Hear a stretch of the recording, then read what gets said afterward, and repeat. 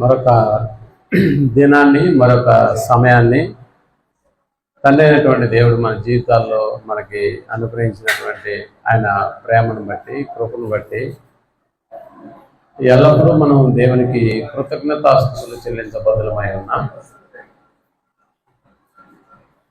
నిజానికి ఈ దినం బోర్డు మీద రాయబడినట్టుగా 130 నెలలు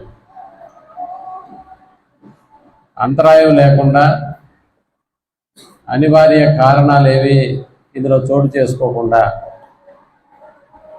కరోనా సమయం తప్ప మిగిలినటువంటి ఏ సమయంలో కూడా వెనకంజ వేయకుండా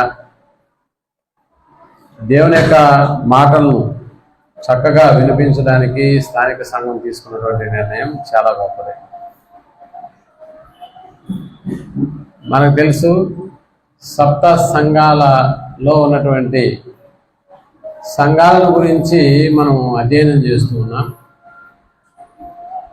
సంపూర్ణంగా వాటి విషయాల గురించి మాట్లాడుకుంటూ ఉన్నాం. ఇక్కడ మనకు తెలుసు, సప్త సంఘం అంటే 7 సంఘాలు అనేటటువంటి ఆ నంబర్ మనకు కనిపిస్తుంది. 7 సంఘాల ప్రత్యేకత అనడం కంటే 7 అనేటటువంటి ఆ సంఖ్య ఉంది, అది బైబిల్ ప్రకారం ఒక పరిపూర్ణమైనటువంటి విధానానికి ఒక గుర్తు, సంపూర్ణమైనటువంటి విధానానికి ఒక గుర్తు 7 అనేటటువంటి. కాబట్టి మనం ఎప్పటి వరకు అంటే ఈ సప్త సంఘాల వివరణలో ఇప్పటి వరకు దాదాపుగా 5 సంఘాలను గురించి మనం మాట్లాడుకున్నాం.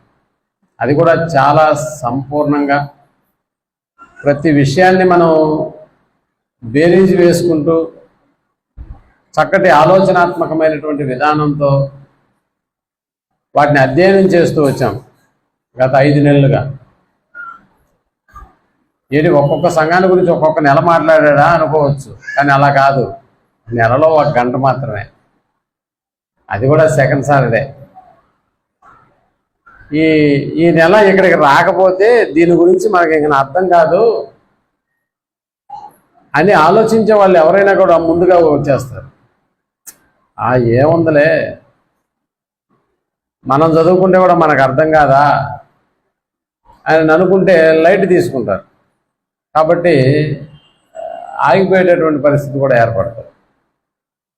కానీ ఈరోజు చక్కటి ఫిలదెల్ఫియా అనేటటువంటి సంఘాన్ని గురించి మనం అధ్యయనం చేయబోతున్నాం. మనం అందరం ఆ సంఘం దగ్గరికి వెళ్ళాలి ఇప్పుడు. సో వెళ్ళాలి అంటే మనకు తెలుసు, సంఘాల గురించి దేవుడు రాస్తూ చెవి గలవాడు వినుడుగాక అన్న పదం మనకు కనిపిస్తుంది ప్రకటన గ్రంథం. చెవి గలవాడు వినుడుగాక అనేటట్టు. అంటే మనకందరికి చెవులు లేవా? ఉన్నాయి, చెవులు ఉంటాయి కానీ వినడం చాలా కష్టం. కళ్ళు ఉంటాయి కానీ కానరు అనేటటువంటి పదం కూడా మనకు కనిపిస్తుంది. చెవులు ఉంటే వినరా? వినరు. వింటాం కానీ దాన్ని గ్రహించం. కాబట్టి చాలా ఉన్నది ఇంకా చెప్పాలంటే 50 నిమిషాలే. ఈ 50 నిమిషాల్లో వచ్చేటటువంటి ప్రతి మాట మనకి చాలా ఎలా ఉండాలంటే ఓ నెలంతా గుర్తుపెట్టుకునే విధంగా ఉండాలి. ఫిలదెల్ఫియా సంఘాన్ని గురించి మనం ఆలోచన చేయబోతున్నప్పుడు ఆ యొక్క సంఘ వాతావరణం, ఆ పదం ఎక్కడ కనిపించినా కూడా ఈ గంట క్లాస్ దాంట్లో ఇమిడి ఉండాలి. కాబట్టి మనకు తెలుసు, ఈ 7 అనే సంఖ్య ఒక సంపూర్ణమైనటువంటి దానికి గుర్తుగా మనం ఆలోచన చేసి ఇక్కడ ఉన్నటువంటి ఈ ఫిలదెల్ఫియా సంఘానికి సంబంధించినటువంటి మాటలు మనం ఈరోజు మనం ఆలోచన చేయాలి. ఎక్కడ ఈ సంఘాన్ని గురించి మనకి రాయడం జరిగింది అని అంటే యథాప్రకారంగా ప్రకటన గ్రంథమే కదా. సో ప్రకటన గ్రంథంలో మొదటి సంఘము, రెండవ సంఘము ఇలా చెప్పుకుంటూ వస్తూ 6వ సంఘమైనటువంటి ఫిలదెల్ఫియా సంఘాన్ని గురించి మాట్లాడుతున్నటువంటి మాటలు మనకి ప్రకటన గ్రంథం 3వ అధ్యాయం 7వ వచనం నుంచి ఈ సందర్భం మనకు కనిపిస్తుంది. ప్రకటన గ్రంథం 3వ అధ్యాయం 7వ వచనం నుంచి ఈ సంగతులు మనకు కనిపిస్తాయి. ఫిలదెల్ఫియాలో ఉన్న సంఘపు దూతకు ఇలాగు రాయము. అదిగో ఇక్కడ బాగా ఆలోచన చేయండి. ఒక్కొక్క సంఘానికి యేసు ప్రభుల వారి యొక్క ప్రత్యక్షతను గురించి మాట్లాడుతున్నాడు. బాగా గమనించుకోవాలి. దావీదు తాళపు చెవి కలిగి ఎవడును వేయలేకుండా తీవాడును, ఎవడును తీయలేకుండా వేయవాడును. అది ఇక్కడ సత్య స్వరూపియగు పరిశుద్ధుడు చెప్పు సంగతులు ఏమనగా అన్నాడు. అంటే ఒక్కొక్క సంఘాన్ని దర్శిస్తున్నది ఎవరు ఇక్కడ అంటే యేసు ప్రభుల వారే. సంఘాన్ని దర్శిస్తూ ఈ సంగతులను గురించి యోహాను గారికి చెప్తున్నాడు.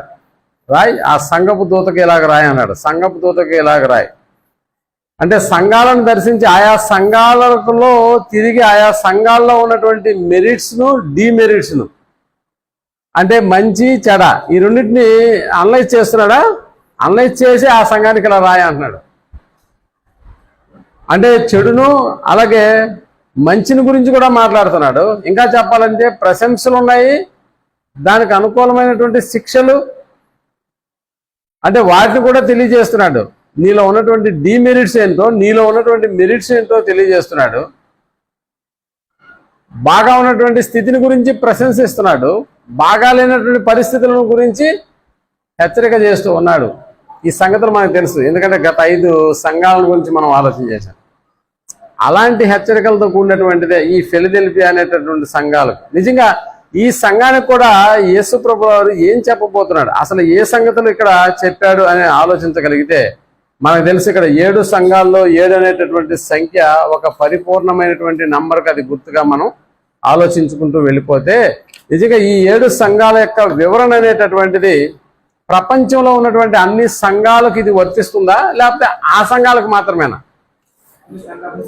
రైట్, అది అంటే అన్ని సంఘాలకు ఇది వర్తిస్తుందన్న సంగతిని మనం జ్ఞాపకం చేసుకోవాలి.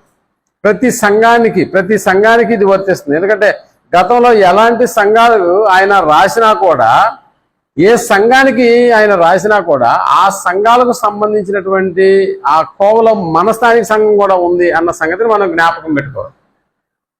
మన స్థానిక సంఘం మాత్రమే కాదు, ప్రపంచంలో ఉన్న ఏ స్థానిక సంఘానికైనా ఆ మాటలు వర్తిస్తాయి అన్న సంగతిని మనం జ్ఞాపకం చేసుకోవాలి.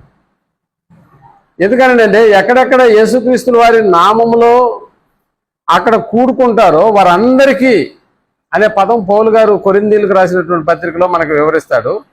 ఓకే, ఎందుకంటే కొరింథీలో ఉన్నటువంటి సంఘమునకు రాసిన ఆ సంఘములో ఉన్నటువంటి సంగతులు మనకు కూడా వర్తిస్తాయి. అందుకనే కదా మనం ఎప్పుడైనా వాక్యాలు చెప్పుకునేటప్పుడు వివిధ రకాలైనటువంటి రెఫరెన్స్లతో కూడినటువంటి మాటలు మనం మాట్లాడుకుంటాం. అంటే ఇది కొరింథీలో ఉన్నటువంటి సంఘానికి రాసిందే కాబట్టి ఇప్పుడు మనకు వర్తించదు అన్న ఆలోచన మనం పెట్టుకోకూడదు. కాబట్టి దేవుని యొక్క వాక్యము అన్ని గ్రంథాలలో ఇది ఆయనకి మాత్రమే చెప్పింది, ఇది ఆ స్థానిక సంఘానికి రాసింది కాబట్టి మనకు వర్తించదు అనే విధంగా దేవుడు బైబిల్ గ్రంథాన్ని రాయించలేదు. ప్రతి సంఘానికి ఈ మాటలు మనకి ఉపయోగపడే విధంగా రాశాడు. ప్రతి సంఘానికి అంటే కొరింథీలో ఉన్నటువంటి సంఘపు దూతకు రాసినా కూడా ఈరోజు మనకు రాసినట్టుగానే మనం ఏం చేయాలంటే భావించాలి. గలతీలో ఉన్నటువంటి సంఘానికి రాసినా మనకు వర్తిస్తాయా? అవును, గలతీలో ఉన్న సంఘానికి రాసినా మనకు వర్తిస్తాయి. ఎఫెసులో ఉన్న సంఘానికి రాసినా అది మనకు వర్తిస్తాయి. ఈరోజు ఫిలదెల్ఫియా అనేటటువంటి సంఘానికి రాస్తున్నా కూడా అది మనకే అనేటటువంటి భావన కూడా మనలో ఉండి తీరాల్సిందే. ఎందుకంటే ఫిలదెల్ఫియా సంఘానికి మాత్రమే రాశాడు కాబట్టి మనకి ఇది సంబంధం లేదు అనుకునేదానికి ఎంత మాత్రం వీలు లేదు అన్న సంగతిని. ఎందుకు ఫిలదెల్ఫియా సంఘాన్ని గురించి ఏమి రాస్తున్నాడు? మళ్ళా ఒకసారి 3వ అధ్యాయం 7వ వచనంలోకి వెళ్ళి ప్రకటన గ్రంథంలో మనం ఆలోచించగలిగితే ఇక్కడ దావీదు తాళపు చెవి అన్న పదం వాడుతున్నాడా? ఆ సంఘపు దూతకు ఇలా రాయి. ఏంటి ఆ సంఘపు దూత అంటే యేసుక్రీస్తుల వారి యొక్క పరిచయాన్ని మనం అర్థం చేసుకున్నప్పుడు ఒక్కొక్క సంఘానికి ఒక్కొక్క విధంగా పరిచయం అవుతున్నట్టుగా కూడా మనకు అర్థం. ఎందుకంటే 5 సంఘాల గురించి మనం ఆలోచన చేశాం కదా.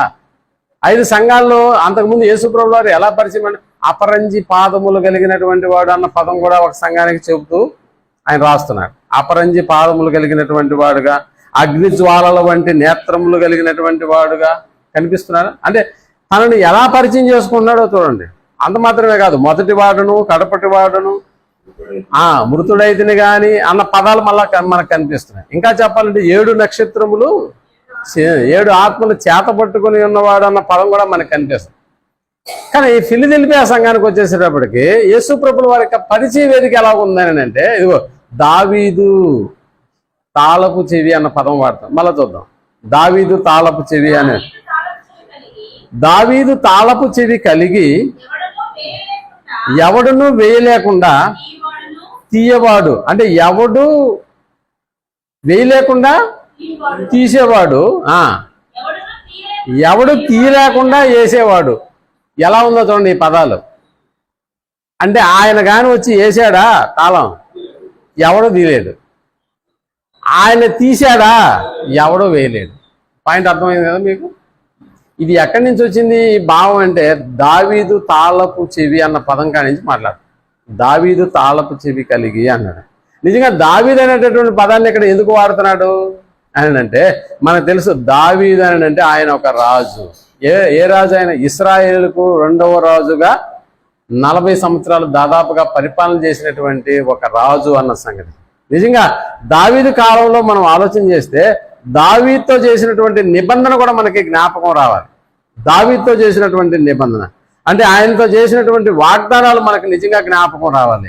అందులో ఒకటి, దావీదు సింహాసనాన్ని నేను ఏం చేస్తాను అన్నాడు, స్థిరపరుస్తాను అన్నాడు. దావీదు సింహాసనాన్ని నేను స్థిరపరుస్తాను అంటే ఆయన యొక్క సింహాసనం నిరంతరము నిలసద్దు అనేటటువంటి పదాన్ని అక్కడ వాడుతున్నట్టుగా మనకు అర్థమవుతుంది. అంటే ఇప్పుడు అదే దావీదు వంశం నుంచి వచ్చినటువంటి వాడైనటువంటి యేసుక్రీస్తుల వారినే మనకు తెలుసు కదా. క్రొత్త నిబంధనలో యేసు ప్రభుల వారిని గురించి కొంతమంది దావీదు కుమారుడా అన్న పదాన్ని వాడతారా లేదా? అంటే ఎందుకు దావీదు కుమారుడు అన్న పదాన్ని వాడుతున్నాడు? దావీదు గారు యోధా గోత్రంలో నుంచి వచ్చినటువంటి వాడు.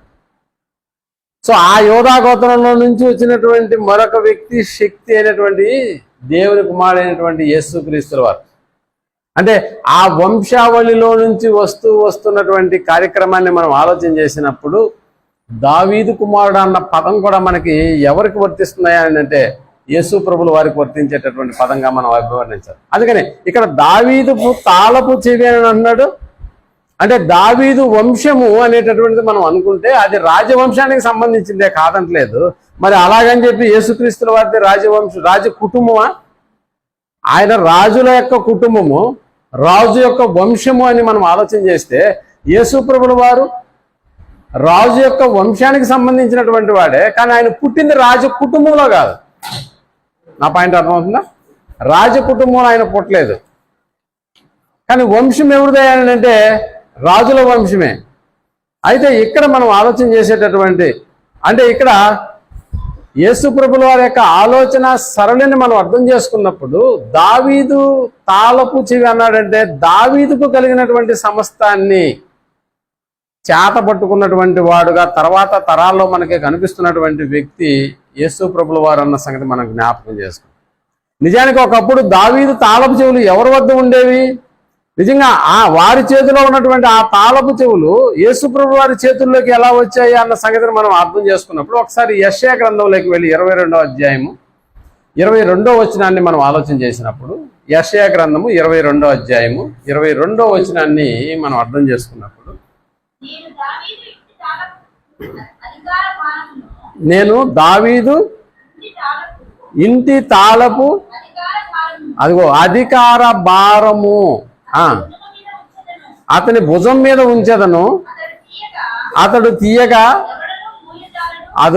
తీయగా ఎవడు మూయలేడు, అతడు మూయగా ఎవడును తీయజాలడు. అంటే ఈ పదాన్ని ఇక్కడ వాడుతూ ఎవరి గురించి ఈ పదాలు వాడుతున్నట్టుగా మనకి ఎక్కడ కనిపిస్తుంది? కాదు మళ్ళా చదవం. దావీదు గారి యొక్క గృహ నిర్వాహకుడు షబ్నా అనేటటువంటి వాని చేతిలో 20వ వచనం చదవమా, మనకి ఇక్కడ చక్కగా మనకు అర్థమవుతుంది. ఆ దినమున నేను నా సేవకుడును హిల్కియా కుమారుడనైన ఎల్యాకీమును పిలిచి అతన్ని చొక్కాయిని తొడిగించి నీ నడికట్టు చేత అతన్ని బలపరిచి నీ అధికారమును అతనికి ఇచ్చేదను. అతడు యెరూషలేము నివాసులకును యూదా వంశస్థులకును తండ్రియగును. అదిగో నేను దావీదు ఇంటి తాళపు అధికార భారమును అతని భుజము మీద ఉంచెదను. అతడు తీయగా ఎవడును అంటే ఇక్కడ హిల్కియా కుమారుడైనటువంటి ఎల్యాకీము అలాగే షబ్నా చేతిలో నుంచి వచ్చినటువంటి ఈ తాళపు చెవిని యేసు ప్రభుల వారికి అప్పచెప్తున్నటువంటి ఈ ప్రవచనాలను మనం చక్కగా గమనించవచ్చు. అంటే ఇక్కడ తాళం అని అంటే తాళపు గుత్తి కాదు, మామూలుగా మనం బొడ్లో పెట్టుకొని తిరుగుతుంటాం చూడండి స్త్రీలు, అలాంటి గుత్తి కాదు. ఇక్కడ తాళం అని అంటే అధికారము, ఆయనకు సంబంధించినటువంటి యావత్తు అనేటటువంటి పదం మనకి ఇక్కడ కనిపిస్తుంది. అందుకనే యేసు ప్రభుల వారికి ఎల్యాకీముకు బదులుగా సాదృశ్యంగా యేసుక్రీస్తుల వారి యొక్క ఆ యొక్క అధికారపు తాళపు చెవిని ఆయనకు అప్పచెప్తున్నట్టుగా ఇక్కడ మనకు కనిపిస్తుంది. అందుకనే ఆయన గాని మూస్తే ఎవడు తీలేడు, ఆయన గాని తీస్తే మరొకడు ఎవడు కూడా ఏం చేయలేడు, దాన్ని క్లోజ్ చేయలేడు. సో ఇక్కడ మనకు తెలుసు యేసు ప్రభుల వారి యొక్క ఆ తాళపు అధికారాన్ని కలిగినటువంటి వాడుగా మనకు కనిపిస్తూ క్రొత్త నిబంధనకు వచ్చేసేటప్పటికి ఇదే తాళపు చెవిని కలిగినటువంటి వారి కొందరి గురించి మాట్లాడుతున్నారు. వాళ్ళు ఎవరంటే శాస్త్రులు పరిసయ్యులు. శాస్త్రులు పరిసయ్యుల గురించి ఆయన మాట్లాడుతూ ఒకసారి మత్తయి రాసిన సువార్త 23వ అధ్యాయము 13-14 వచనాలను మనం ఆలోచించగలిగితే ఆ తాళపు చెవిని గురించినటువంటి విషయాలు ఇక్కడ మనకి చాలా స్పష్టంగా కొత్త నిబంధనలో రాయడం జరిగింది. ఒకసారి అయ్యో వేషధారులైనటువంటి శాస్త్రులారా పరిసయ్యులారా, మీరు మనుష్యుల ఎదుట పరలోక రాజ్యమును మూసేస్తున్నారు, మీరు అందులో ప్రవేశించరు, ప్రవేశించు వారిని ప్రవేశింపనీయరు, ప్రవేశించే వాళ్ళని కూడా మీరు ప్రవేశించరు. అయ్యో వేషధారులైన శాస్త్రులారా పరిసయ్యులారా, అంటే మీరు చాలా చుట్టూ వచ్చేస్తారు, బట్ ఇక్కడ ఏం చేస్తారంటే పరలోక రాజ్యాన్ని మీరు ఏం చేస్తారంటే మూసేస్తున్నారు, అందులోకి మీరు పోవట్లేదు, ఇంకొకటి కూడా పానివ్వకుండా చేస్తున్నారు. అంటే ఏదో మీ దగ్గరే గుర్తున్నట్టుగా మీ వల్లనే పరలోక రాజ్యం వెళ్ళిపోతున్నట్టుగా మీరేం చేస్తుంటే మేము మూసేస్తున్నాం కాబట్టి మీకు పరలోక రాజ్య ప్రవేశం లేదు అన్నట్లుగా మీరు ప్రవర్తిస్తున్నారు. అందులోకి మీరు వెళ్ళట్లేదు, వెళ్ళే వాళ్ళని కూడా మీరు ఏం చేస్తున్నారంటే ఆపేస్తూ ఉన్నారు అన్నారు. అంటే ఇక్కడ దావీదు యొక్క తాళపు చెవి అనేటటువంటి ఆ సాదృశ్యంగా మాట్లాడినటువంటి ఆ రాజ్యానికి సంబంధించినటువంటి అధికారము, ఆ సింహాసనానికి సంబంధించినటువంటి ఆ అధికారాన్ని అంతా ఇప్పుడు ఎవరు పుచ్చుకొని వచ్చున్నారు లోకంలో కానీ అంటే యేసు ప్రభుల వారు. అందుకని ఆయన గురించి మాట్లాడుతూ ఆయన తాళం వేస్తే ఎవడూ తీయలేడు, ఆయన తీస్తే ఎవడు కూడా వేయలేడు. సో అంతటి గొప్ప ఆధిక్యతను అధికారాన్ని అంటే దావీదు సంతతి నుంచి వస్తున్నటువంటి ఈ యొక్క వంశావళిలో యేసు ప్రభుల వారికే సర్వాధికారం ఉన్నట్లుగా మనకు అర్థం చేసుకోవాల్సిన పరిస్థితి ఏర్పడింది. ఎందుకనంటే యేసు ప్రభుల వారు మనకు తెలుసు, భూమి మీదను పరలోకమందును నాకు సర్వాధికారము ఇయ్యబడి ఉన్నది అన్న పదాన్ని కూడా మనం గ్రేట్ కమాండ్లో మనం చూస్తాం. కాబట్టి మీరు సమస్త జనులను శిష్యులుగా చేయండి అనేటటువంటి పదం. అంటే అధికారం అంతా ఈయనకి ఇవ్వబడిందా? అవును, అధికారం అంతా ఈయనకి ఇవ్వబడింది. కాబట్టి ఫిలదెల్ఫియా సంఘానికి యేసు ప్రభుల వారు వివరణ ఇస్తూ నేను ఎవరనుకుంటున్నారు, దావీదు తాళపు చెవి నేను కలిగి, ఆ దావీదు తాళపు చెవిని కలిగి నేను గాని ద్వారం మూస్తే తీయలేడు, నేను గాని తీస్తే ఎవడు కూడా వేయలేడు అనేటటువంటి పదాన్ని ఇక్కడ వాడుతున్నాడు అన్న సంగతిని మనం జ్ఞాపకం చేసుకోవాలి. మనకు తెలుసు కదా, యేసు ప్రభుల వారిని గురించి అపోస్తులు తమ యొక్క ప్రసంగాలలో కూడా యేసు ప్రభుల వారిని అంటే దావీదు సంతతి నుంచి ఆయన తీసుకుని వస్తూ ఓ చక్కటి అద్భుతమైనటువంటి మాటలు మాట్లాడుతున్నటువంటి సందర్భం కూడా పేతురు గారి ప్రసంగంలో మనకు కనిపిస్తుంది. ఎందుకంటే ఆయన వచ్చినటువంటిది మామూలు వంశం నుంచి కాదు, అది యూదా గోత్రానికి సంబంధించినటువంటి వంశము. అక్కడి నుంచి యేసు ప్రభుల వారు వచ్చారు కాబట్టి తండ్రి అయినటువంటి దేవుడు ఆయన్ని ఎలా చూపిస్తున్నాడు అన్న సంగతిని గురించి మొదటి వర్తమానం అనగా మొదటి శతాబ్దపు క్రైస్తవంలో పేతురు గారు ప్రసంగించినటువంటి ప్రసంగం మనకు తెలుసు. అపోస్తల కార్యం 2వ అధ్యాయం 36వ వచనాన్ని మనం ఆలోచన చేసినప్పుడు చాలా చక్కటి మాటలు అక్కడ పేతురు గారు యేసుక్రీస్తుని గురించినటువంటి వివరణ ఇస్తున్నట్టుగా మనకు అర్థమవుతుంది. మీరు సిలువ వేసిన ఈ యేసునే దేవుడు ప్రభువుగాను, ప్రభు అంటే రాజు, ప్రభు అంటే రాజు, అంటే మీరు సిలువ వేసినటువంటి యేసుక్రీస్తునే దేవుడు ఏం చేశాడంట? ప్రభువుగాను, ప్రభు అంటే రాజుగా అన్నాడు. అంటే రాజుగా అంటే ఏ రాజవంశానికి సంబంధించిన వ్యక్తినా? దావీదు రాజు వంశానికి సంబంధించినటువంటి వ్యక్తిని దేవుడు ఏం చేశాడంటే ప్రభువుగాను, ఇక్కడ క్రీస్తు అని అంటే అభిషేకం చేసినటువంటి వ్యక్తిగా, అంటే క్రీస్తు అంటే అభిషేక్తుడు అనేటటువంటి పదం మనకు తెలుస్తుంది. కాబట్టి ఇక్కడ దేవుడే యేసు ప్రభుల వారిని ఏం చేసినాడు అని అంటే ప్రభువుగా చేశాడు. ఇంకా చెప్పాలంటే క్రీస్తుగా ఆయన్ను ప్రతిపాదించాడు అన్న సంగతి. అదే 29వ వచనాన్ని మనం ఆలోచన చేస్తే, అపోస్తలుడు సహోదరులారా, అదిగో మూల పురుషుడకు దావీదు అన్నాడు. ఎవరికి మూల పురుషుడు? యేసు ప్రభువు వారిని గురించి మాట్లాడుతూ అంతకు ముందు ఆ వంశావళిలో పేరెన్నిక పొందినటువంటి వ్యక్తి ఎవరో కాదు, ఆయన దావీదు అన్న సంగతిని గురించి మనకు తెలుసు. అందుకని ఆయన చెబుతూ మన మూల పురుషుడకు దావీదుని గురించి మీతో నేను ధారాళంగా మాట్లాడవచ్చు. అది అతడు చనిపోయి సమాధి చేయబడిను, అతని సమాధి నేటి వరకు కూడా మన మధ్యలో ఉంది. అతడు ప్రవక్త అయి ఉండెను కనుక అతని అంటే దావీదు కూడా ప్రవక్త, రాజు మాత్రమే కాదు ప్రవక్త కూడా. అతడు ప్రవక్త అయి ఉండెను కనుక అతని గర్భఫలములో నుండి అదిగో అతని సింహాసనం మీద ఒకరిని కూర్చుండబెట్టుదు అన్న పదం ఉందే, ఇది ఎవరికి సంబంధించిన పదం? ఇది యేసు ప్రభువు. అంటే ప్రవక్తగా ఉన్నటువంటి దావీదు గారు కూడా నా తర్వాత సింహాసనం, ఆయన రాజ్యము నిరంతరము నిల్చునేటటువంటి ఈ ప్రవచనం కూడా అక్కడ మనకి చాలా స్పష్టంగా మనకు కనిపిస్తుంది అన్న సంగతి మనకు తెలుసు. అందుకనే యేసు ప్రభువు వారిని దావీదు కుమారుడా మమ్మల్ని రక్షించు, మమ్మల్ని కాపాడనేటటువంటి పదాలను ఉపయోగించినటువంటి మాటలు కూడా మనకి క్రొత్త నిబంధనలో మనకు కనిపిస్తాయి. అంటే దీన్ని బట్టి మనకు ఏమర్థం అవుతుంది? ఫిలదెల్ఫియా సంఘాన్ని గురించి యేసు ప్రభుల వారు ఎలా పరిచయం చేసుకున్నాడని అంటే, నేను దావీదు తాళపు చెవి కలిగి అన్నాడు. అంటే ఆ అధికారంతో నేను వచ్చినటువంటి వాడును.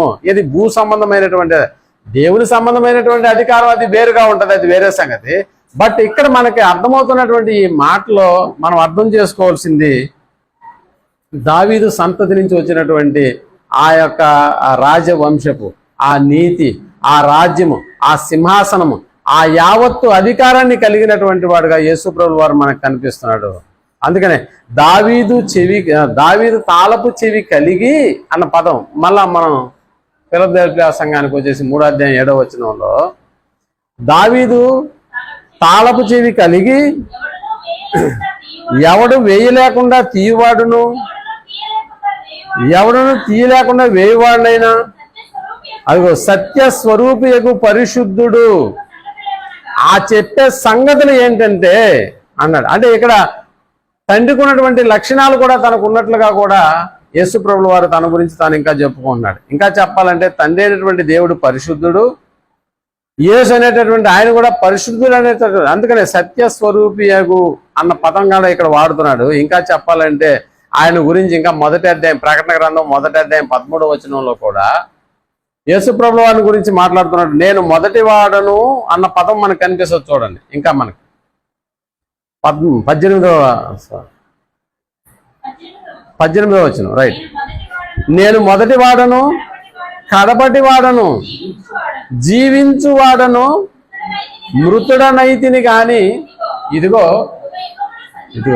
యుగ యుగములు సజీవుడనై ఉన్నాను, మరియు అదిగో చెప్తున్నాడు మరణము యొక్కయు పాతాళ లోకము యొక్కయు. ఇప్పుడు ఎవరి స్వాధీనం అంటే అధికారం కలిగినటువంటి దావీదు తాళపు చెవి కూడా ఈయన చేతిలో ఉంది. ఇంకా చెప్పాలంటే ఏ తాళపు చెవి ఉందని చెప్తున్నాడు? మరణానికి సంబంధించిన తాళపు చెవి, పాతాళానికి సంబంధించిన తాళపు చెవి అన్న పదం కూడా మనకి ఎక్కడ కనిపిస్తుంది. అలాంటిది కలిగి ఉన్నటువంటి వాడును అన్న పదం అని చెబుతూ ఇక్కడ సంఘాన్ని గురించి మాట్లాడుతున్నాడు. మరలా అంటే మొదటి నేను తలుపు వేస్తే ఎవడు తీయలేడు, నేను తీస్తే ఎవడు దాన్ని వేయలేడు, ఎందుకంటే సర్వాధికారము నాకు కలిగి ఉన్నది అనేటటువంటి పదాన్ని వాడుతూ ఇప్పుడు ఫిలదెల్ఫియా సంఘాన్ని గురించి అక్కడ మాట్లాడుతున్నటువంటి సందర్భం మనకు కనిపిస్తుంది. చదవండి మళ్ళీ 3వ అధ్యాయం 7వ వచనంలో. అది నీ క్రియలను నేను ఎరుగుతున్నాను అంటే ఫిలదెల్ఫియా సంఘాన్ని గురించి అక్కడ మాట్లాడుతూ, ఇదిగో ఫిలదెల్ఫియా సంఘమా నీ క్రియలను గురించి నేను ఎరుగుతున్నాను అన్నాడు. నిజంగా ఫిలదెల్ఫియా అనేటటువంటి ఆ ఓడుకున్నటువంటి అర్థం ఏంటో తెలుసా? దాని యొక్క ఓడుకున్నటువంటి అర్థము సహోదర ప్రేమ అనేటటువంటి అర్థం. ఫిలదెల్ఫియా అనేటటువంటి ఆ పదానికి సహోదర ప్రేమ అనేటటువంటి అర్థాన్ని ఇస్తుంది. నిజానికి ఇది సార్దీసు సంఘాన్ని గురించి మనం మాట్లాడుకున్నాం కదా గత నెలలో. సార్దీసు సంఘానికి ఆగ్నేయంగా దాదాపుగా 50 మైళ్ళ దూరంలో ఈ ఫిలదెల్ఫియా సంఘం అనేటటువంటిది ఉంటుంది. నిజానికి ఇది అంతకుముందు కొంతమంది రాజులు ఈ పట్టణాన్ని నిర్మించినా కూడా తర్వాత క్రీస్తు శకం 17వ శతాబ్దంలో వచ్చినటువంటి భూకంపాలలో పట్టణం బాగా ఏమైపోయిందంటే నాశనం అయిపోయింది. నాశనం అయిపోయినటువంటి పట్టణాన్ని కూడా తిబేరియా కైసర్ అనేటటువంటి ఆ కైసర్ చక్రవర్తి మళ్ళా ఈ ఫిలదెల్ఫియా పట్టణాన్ని ఏం చేశాడంటే నిర్మించేటట్టుగా మనకి చరిత్రకు సంబంధించినటువంటి విధానాలు మనకు అర్థమవుతాయి. అంత మాత్రమే కాదు, తిరిగి కట్టించబడినటువంటి ఈ పట్టణంలో నిజంగా మనం ఆలోచిస్తే ఈ పట్టణం యొక్క ప్రత్యేకత ఏంటి? ఫిలదెల్ఫియా పట్టణం యొక్క ప్రత్యేకత అని అంటే మనకు తెలుసు కదా, ఏథెన్సు పట్టణము అనేటటువంటిది మనకు బాగా తెలుసు. అంటే ఏథెన్సు పట్టణం అనేటటువంటి దాంట్లో మనకి ఎక్కువగా ఎవరు కనిపిస్తారు అక్కడ? ఏథెన్సు పట్టణానికి వెళ్ళినారు పౌలు గారు, ఒకసారి మీకు గుర్తుందా? ఏథెన్సు పట్టణానికి దేనికయ్యా ప్రసిద్ధి అని అంటే అక్కడ దేవతలు చాలా మంది ఉన్నారు. ఆ దేవతలను గురించి కూడా ఆయన రాస్తూ తెలియబడని దేవునికి అని మీరు ఏదైతే రాసుకో ఉన్నారో ఆ తెలియబడని దేవుని గురించి నేను చెప్పడానికి ఇప్పుడు ఏథెన్సు పట్టణానికి వచ్చానన్న పదం మనకి అపోస్తలుల కార్యం 17వ అధ్యాయంలో మనకు కనిపిస్తే, ఇప్పుడు ఈ ఫిలదెల్ఫియా పట్టణాన్ని ఎలా దీన్ని సంబోధిస్తారంటే ఇది మినీ ఫిలదెల్ఫియా, మినీ ఏథెన్సు పట్టణం అంటే. ఆ మధ్య మీకు పహల్గామ్ అనేటటువంటి ఆ గ్రామంలో లేకపోతే ఆ విజిటర్స్ ప్లేస్ కాశ్మీర్లో పహల్గామ్ అనేటటువంటి ఆ ప్రాంతంలో సందర్శించినటువంటి సందర్శకులను విద్రోహ శక్తులు ఏం చేశారంటే కాల్చి చంపారు కదా. అసలు ఆ పహల్గామ్కు ఉన్నటువంటి ప్రత్యేకత ఏంటో మీకు తెలుసా? అది మినీ స్విట్జర్లాండ్ అంట. నిజానికి అక్కడ చంపబడినటువంటి ఒక జంట ఉంది, కొత్తగా పెళ్లి 7 దినాలకు అక్కడికి వెళ్ళారు. వాళ్ళు నిజంగా స్విట్జర్లాండ్ వెళ్ళాలి, కానీ అది ఎప్పుడైతే అక్కడ టిక్కెట్లు దొరకపోయినారో, సో మన ఇండియాలో మినీ స్విట్జర్లాండ్ ఎక్కడ ఉందని అంటే పహల్గామ్ అనేటటువంటి ప్రాంతం. అంటే దానికి ప్రత్యేకంగా ఉండేటటువంటి కొన్ని పట్టణాల గురించి కూడా మనం మాట్లాడుకుంటే అలాంటి పట్టణానికి వాళ్ళు చూడడానికి వెళ్ళారు, అక్కడ చనిపోయినారు అనుకోండి, అది వేరే విషయం. బట్ ఇక్కడ ఏథెన్స్ అనేది పెద్ద పట్టణము, కానీ మినీ ఏథెన్స్గా పేరు పొందినటువంటి ప్రాంతమే ఫిలదెల్ఫియా అనేటటువంటి ఈ పట్టణం. సో ఈ పట్టణంలో పెద్ద ఏథెన్స్లో ఉన్నటువంటి దేవతలు ఎవరైతే ఉన్నారో అంతకు దానికి సమానమైనటువంటి దేవతలు కూడా ఇక్కడ ఉన్నారు ఈ పట్టణంలో. అంటే దేవతలు ఉన్నారని అంటే దాని అర్థం ఏంటి? దేవాలయాలు కూడా ఉండాలి. దేవాలయాలు ఉండాలంటే దానికి అర్థం ఏంటి? ఆ దేవాలయానికి సంబంధించి దేవతలకు పూజలు జరగాలి, జాతరలు జరగాలి. ఇంకా చెప్పాలంటే ఆ దేవతల పుట్టినరోజులు బాగా జరపాలి, వాళ్ళ పెళ్లి రోజులు కూడా బాగా జరపాలి. ఇవన్నీ జరగాల. ఇవన్నీ జరగాలంటే జనాలు కూడా బాగా ఎక్కువ వస్తూ పోతూ ఉండాలి. నిజానికి అక్కడ ఒక దేవత ఉందంట, ఆమె పేరు వయోనిసెస్ అనేటటువంటి ఈ దేవత. వయోనిసెస్ అనేటటువంటి ఈ దేవతకు ఉన్నటువంటి ప్రత్యేకత ఏంటంటే, ఎందుకయ్యా ఆమెని అక్కడ అంత పెద్ద దేవతగా కొలుస్తున్నారు ఫిలదెల్ఫియా పట్టణంలో అని అంటే, ఆ దేవతకు ద్రాక్ష రసం అంటే భలే ఇష్టం అంట. ద్రాక్ష రసం అంటే ఎందుకు ఇష్టం అంటే, ఫిలదెల్ఫియా దేనికి ప్రసిద్ధి అని అంటే ద్రాక్ష తోటలకు ప్రసిద్ధి. కాబట్టి ఎప్పుడైతే ద్రాక్ష తోటలో నుంచి వచ్చినటువంటి ఆ ద్రాక్ష పళ్ళు మనకు తెలుసు కదా, ఏదైనా ఒక రైతు మంచి వాటిని పండించాడు అనుకోండి, మంచి వాటిని పండించినప్పుడు ఆ మొట్టమొదటి పంట తీసుకొచ్చి ఎవరికి ఇస్తాడు? తాను కొలిచినటువంటి దేవతలకు సమర్పిస్తాడు. కానీ ఇక్కడ ఏ రైతైనా కూడా ఏం చేయాలో అనేటటువంటి ఒక విధానం ఇక్కడ ఏర్పడిందంటే, తాను తన పొలంలో పండించినటువంటి ఆ ద్రాక్ష తోటలు తీసుకొచ్చి వాటి రసాన్ని ఈ యొక్క విగ్రహాన్ని ఏం చేస్తారు? పాలాభిషేకం. విన్నారా? ఇక్కడ ద్రాక్ష రసమాభిషేకం చేస్తారు. అంటే అలా చేస్తే ఆ దేవత ఆ రైతుని బాగా చూస్తుంది. ఎందుకంటే తనకిష్టమైనటువంటి అర్చన ఆచారాలలో ఆ దేవత అనేటటువంటిది నిజంగా అలాంటి ఆనందాన్ని పొందేటటువంటి దేవత ఈ ఫిలదెల్ఫియా సంఘంలో. కాబట్టి ఇక్కడ మనకు తెలుసు అంటే విగ్రహాలకు ప్రతిది దేవతలకు చాలా ప్రతీకగా నిలబడినటువంటి ఈ పట్టణంలో ఇప్పుడు దేవునికి సంబంధించినటువంటి మనుషులు కూడా ఉన్నారు.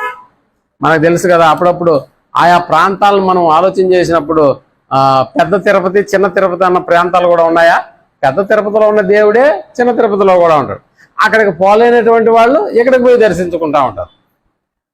అలాగనమాట. అంటే మనకు ఉన్నటువంటి దక్షిణ కాళహస్తి మనకు దగ్గరలో ఉంది కదా, కాళహస్తిని కూడా మనం ఏమని పిలుస్తామని అంటే ఏదో పదం ఉత్తరాన ఉన్నటువంటి ఒక ప్రాంతానికి రెండవ కాశీ అంటే అది పెద్ద కాశీ, ఇది చిన్న కాశీ. అక్కడికి పోలేనటువంటి వాళ్ళు ఇక్కడికి వెళ్ళొచ్చు, అలాగనమాట. సో ఫిలదెల్ఫియా సంఘము, ఫిలదెల్ఫియా అనేటటువంటి ఈ పట్టణంలో దాని యొక్క ప్రత్యేకత ఏంటంటే దేవతలకు నిలయంగా ఉంది. అనేకమైనటువంటి దేవతలకు ప్రతీకగా ఉన్నటువంటిది ప్రాంతమే ఫిలదెల్ఫియా అనేటటువంటి ప్రాంతము. అక్కడ ఉన్నటువంటి ఈ ఒయోనిసెస్ అనేటటువంటి ఈ దేవత ద్రాక్షారసం తాగేటటువంటి దేవతగా ఉంటుంది. సో పెద్ద ఏథెన్స్ యొక్క పరిస్థితి ఎలాగుందో చిన్న ఏథెన్స్ అయినటువంటి ఈ ఫిలదెల్ఫియా పరిస్థితి కూడా అలాగనే ఉంది.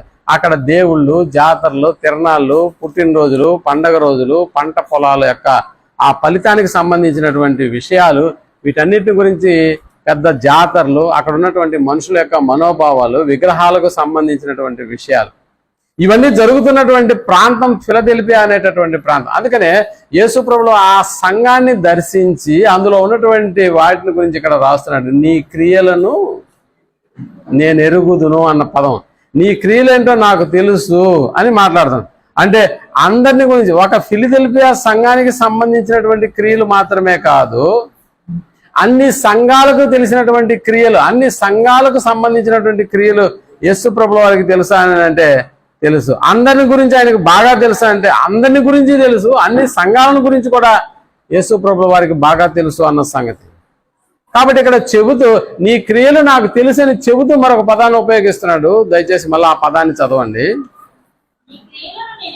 నీ క్రియలను నేను ఎరుగుదును, నీకున్న శక్తి, నీకున్న శక్తి ఎలాంటిదంట? కొంచెమై ఉండినను నీవు నా వాక్యమును గైకొని. నీకున్న శక్తి అంటే ఇక్కడ ఫిలదెల్ఫియా అనేటటువంటి పట్టణంలో ఉన్నటువంటి దేవుని సంఘానికి ఉన్నటువంటి శక్తిని గురించి మాట్లాడుతూ నీ శక్తి చాలా చిన్నది అంటున్నాడు. ఎంత చిన్నదని అంటే ఇక్కడ శక్తిని గురించి మాట్లాడుతున్నాడు. అంటే ఆ శక్తి దేనికి సంబంధించి అంటే ఒకవేళ అధికార పరంగా పెద్దగా పరపతి లేకుండా ఉండొచ్చు, ఇంకా ఆ సంఘంలో ఉన్నటువంటి వాళ్ళు పెద్ద పెద్ద విఐపీలు కూడా కాకుండా కూడా ఉండి ఉండొచ్చు. కాబట్టి నీకున్నటువంటి శక్తి చాలా చిన్నది, నీకున్నటువంటి శక్తి చాలా కొంచెముగా ఉన్నది. అయినా కూడా నువ్వు ఎలా ఉన్నావని అంటే దేవుని వాక్యం కొరకు గొప్పగా బతికినటువంటి క్రియలు నీలోకి నాకు కనిపిస్తున్నాయి అన్నాడు.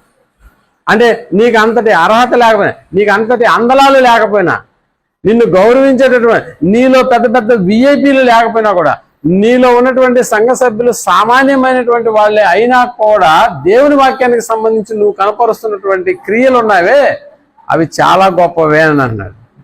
కాబట్టి ఇక్కడ మనకు తెలుసు దేవుడు ఎలాంటి వారిని లోకంలో ఎన్నుకుని ఆయన తన యొక్క పనిని కొనసాగిస్తాడు అని చెప్పడానికి గొప్ప గొప్ప వారిని దేవుడు ఎప్పుడు కూడా లోకంలో వారిని ఎన్నుకోడు అన్న సంగతి మనకు బాగా తెలుసు. దేవుని కార్యక్రమము ఎలా జరిగించుకుంటాడంటే ఇదిగో లోకంలో తక్కువగా ఉన్నటువంటి వారిని ఎంచుకుంటాడు, గొప్ప కార్యక్రమాలు వారి చేతనే జరిగిస్తాడు. ఈ సంగతి మనకు తెలుసు కదా. గొల్యాత్ అనేటటువంటి వాడు బాల్యం నుంచి యుద్ధ వీరుడు, కానీ ఆయన కొట్టింది ఎవరు? బాల్యం నుంచి యుద్ధ వీరుడు కానటువంటి ఒక బాలుడు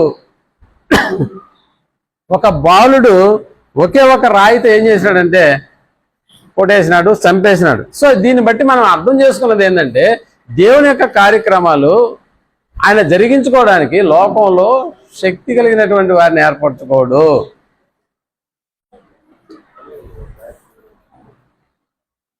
పెద్ద పెద్ద ఉన్నటువంటి విఐపీలని దేవుడు వాడుకోడు. మీకు ఇంకా మనకు ఆ వాక్యం మనకు అర్థం అవ్వాలంటే కొరింథీయులకు రాసిన మొదటి పత్రిక 1వ అధ్యాయం 26వ వచనాన్ని మనం అర్థం చేసుకుంటే, కొరింథీయులకు రాసిన మొదటి పత్రిక 1వ అధ్యాయం, సహోదరులారా మిమ్మల్ని పిలిచిన పిలుపును చూడండి. మీలో మీలో లోకరీతిని జ్ఞానులైనను గనులైనను గొప్ప వంశము వారైనను అనేకులు పిలవబడలేదు. ఎవరిని పిలవలేదంటే దేవుడు గొప్ప వంశం వారిని పిలవలేదు. గొప్ప శక్తి సామర్థ్యాలు ఉన్న వాడిని అస్సలు సెలెక్ట్ చేయడు. బాగా గుర్తుపెట్టుకో. అలా మిమ్మల్ని పిలవలేదు. మరి ఏ శరీరియు దేవుని ఎదుట అతిశయింపకుండానట్లు జ్ఞాని అనేటటువంటి వాడిని సిగ్గుపరిచేదానికి లోకములో నుంచి ఎవరిని ఎన్నుకున్నాడంట? వెర్రివారిని దేవుడు ఏర్పరచుకున్నాడు. అంటే శక్తి లేని వారినే దేవుడు తన కార్యక్రమాలకు ఏర్పరచుకొని తన యొక్క గొప్పతనాన్ని గురించి దేవుడు ఎప్పుడు కూడా ప్రపంచానికి తెలియజేస్తాడు. ఉదాహరణకి మనం ఆలోచించగలిగితే అపోస్తలుల యొక్క బ్యాక్గ్రౌండ్ మీరు ఆలోచన చేయండి. ఉదాహరణకి పేతురు గారి దగ్గరికి వెళ్ళి, పేతురు గారు మీ గొప్పతనం గురించి చెప్పండి అంటే, నాకేడుందండి గొప్పతనం, నా వెనకాల 2 బోట్లు 2 వలలు ఉంటాయంట. అంతేనా? ఈయన గొప్పవాడా అంటే ఈయన గొప్పవాడు కాదు. పోనీ అలాగని మత్తయ్య గారిని అడిగితే, ఏదో చిన్న ఉద్యోగం చేసుకుంటా ఉన్నానండి, ఆ గల్లపేట దగ్గర కూర్చొని ట్యాక్స్ వసూలు చేసుకునేవాడిని నేను అనే పదాలే వాడతారు తప్ప నా హైట్ ఎంత, నా ధనం ఎంత అన్న పదాలు వాళ్ళ దగ్గర మనకి కనపడవు. అంటే లోకంలో దేవుడు ఎవరిని ఏర్పరచుకుంటాడంటే శక్తి లేని వారినే ఏర్పరచుకుంటాడు. ఇప్పుడు ఫిలదెల్ఫియా సంఘానికి మనకి ఉన్నటువంటి ఈ యొక్క పదజాలాన్ని మనం ఆలోచన చేస్తే, ఫిలదెల్ఫియా సంఘము శక్తి ఎలాగుందంట? దానికి కొంచెమే అంట, శక్తి కొంచెమే అంట. నిజంగా మత్తయి చిన్న ఉద్యోగము, అలాగని మా పేతురు, యోహాను, ఆంద్రే వీళ్ళందరూ ఎవరంటే వీళ్ళందరూ కూడా చేపలు పట్టుకునేటటువంటి జాలర్లే. లోకంలో ఎన్నికలైనటువంటి వాళ్ళు వీళ్ళు. అయినా ఈనాడు లోకంలో ఎంత ఉన్నతమైనటువంటి స్థానానికి వీళ్ళు వెళ్ళిపోయారో మనకు బాగా తెలుసు. కాబట్టి దేవుని యొక్క కార్యక్రమాలు ఎప్పుడు కూడా దేశ అధికారులకు దేవుడు వాటిని అప్పచెప్పట్లేదు. గవర్నర్లకు అలాగే చక్రవర్తులకు వాళ్ళ యొక్క పేరు ప్రఖ్యాతలు గాంచినా కూడా దేవుని కార్యక్రమం చేసేది ఎవరంటే శక్తి లేనటువంటి వాళ్ళే. అందుకని మనకు తెలుసు కదా, పరలోకపు తాళపు చెవిని కూడా యేసు ప్రభువు వారు ఎవరికి అప్పచెప్పినట్టుగా మనకు అనిపిస్తుంది? పేతురుకే. అంతే కదా? పరలోకపు తాళపు చెవులు కూడా పేతురుకి అప్పచెప్పినట్టుగా కూడా మనకు అనిపిస్తుంది. కాబట్టి ఇక్కడ 8వ వచనంలో, మళ్ళా 3వ అధ్యాయం 8వ వచనం ప్రకటన గ్రంథంలోకి వెళ్ళి మనం ఆ సంఘాన్ని గురించి మాట్లాడు. నీ ప్రేమను నేను ఎరుగుదును, నీకున్న శక్తి కొంచెమే అయినను నీవు నా వాక్యమును గైకొని నా నామమును ఎరుగను అని అనలేదు అంటాడు. అంటే ఏం చెప్పలేదంటే ఫిలదెల్ఫియాలో ఉన్నటువంటి సంఘస్థులు ఆయన ఎవరో మాకు తెలియలేదు అన్న పదాలని వాళ్ళు ఎప్పుడు కూడా వాడలేదంట. అంటే నా మాటను మీరు గైకొంటున్నారు, నన్ను ప్రేమిస్తే నా మాటను గైకొన్నట్టుగా ఉంటుంది. కాబట్టి మీరు లోకంలో మీ శక్తి చాలా తక్కువ, అయినా కూడా మీరు ఎక్కడ బజార్లో నిలబడ్డా కూడా మీరు ఎవరే అంటే మేము క్రీస్తుని అంగీకరించినటువంటి వారము అన్న పదాన్ని వాళ్ళు ఎక్కడైనా కూడా బహిరంగంగా చెప్తున్నారంట. మళ్ళా చదవండి, ఆ పదం మనకు బాగా అర్థమవుతుంది. నీవు నా వాక్యమును గైకొని నా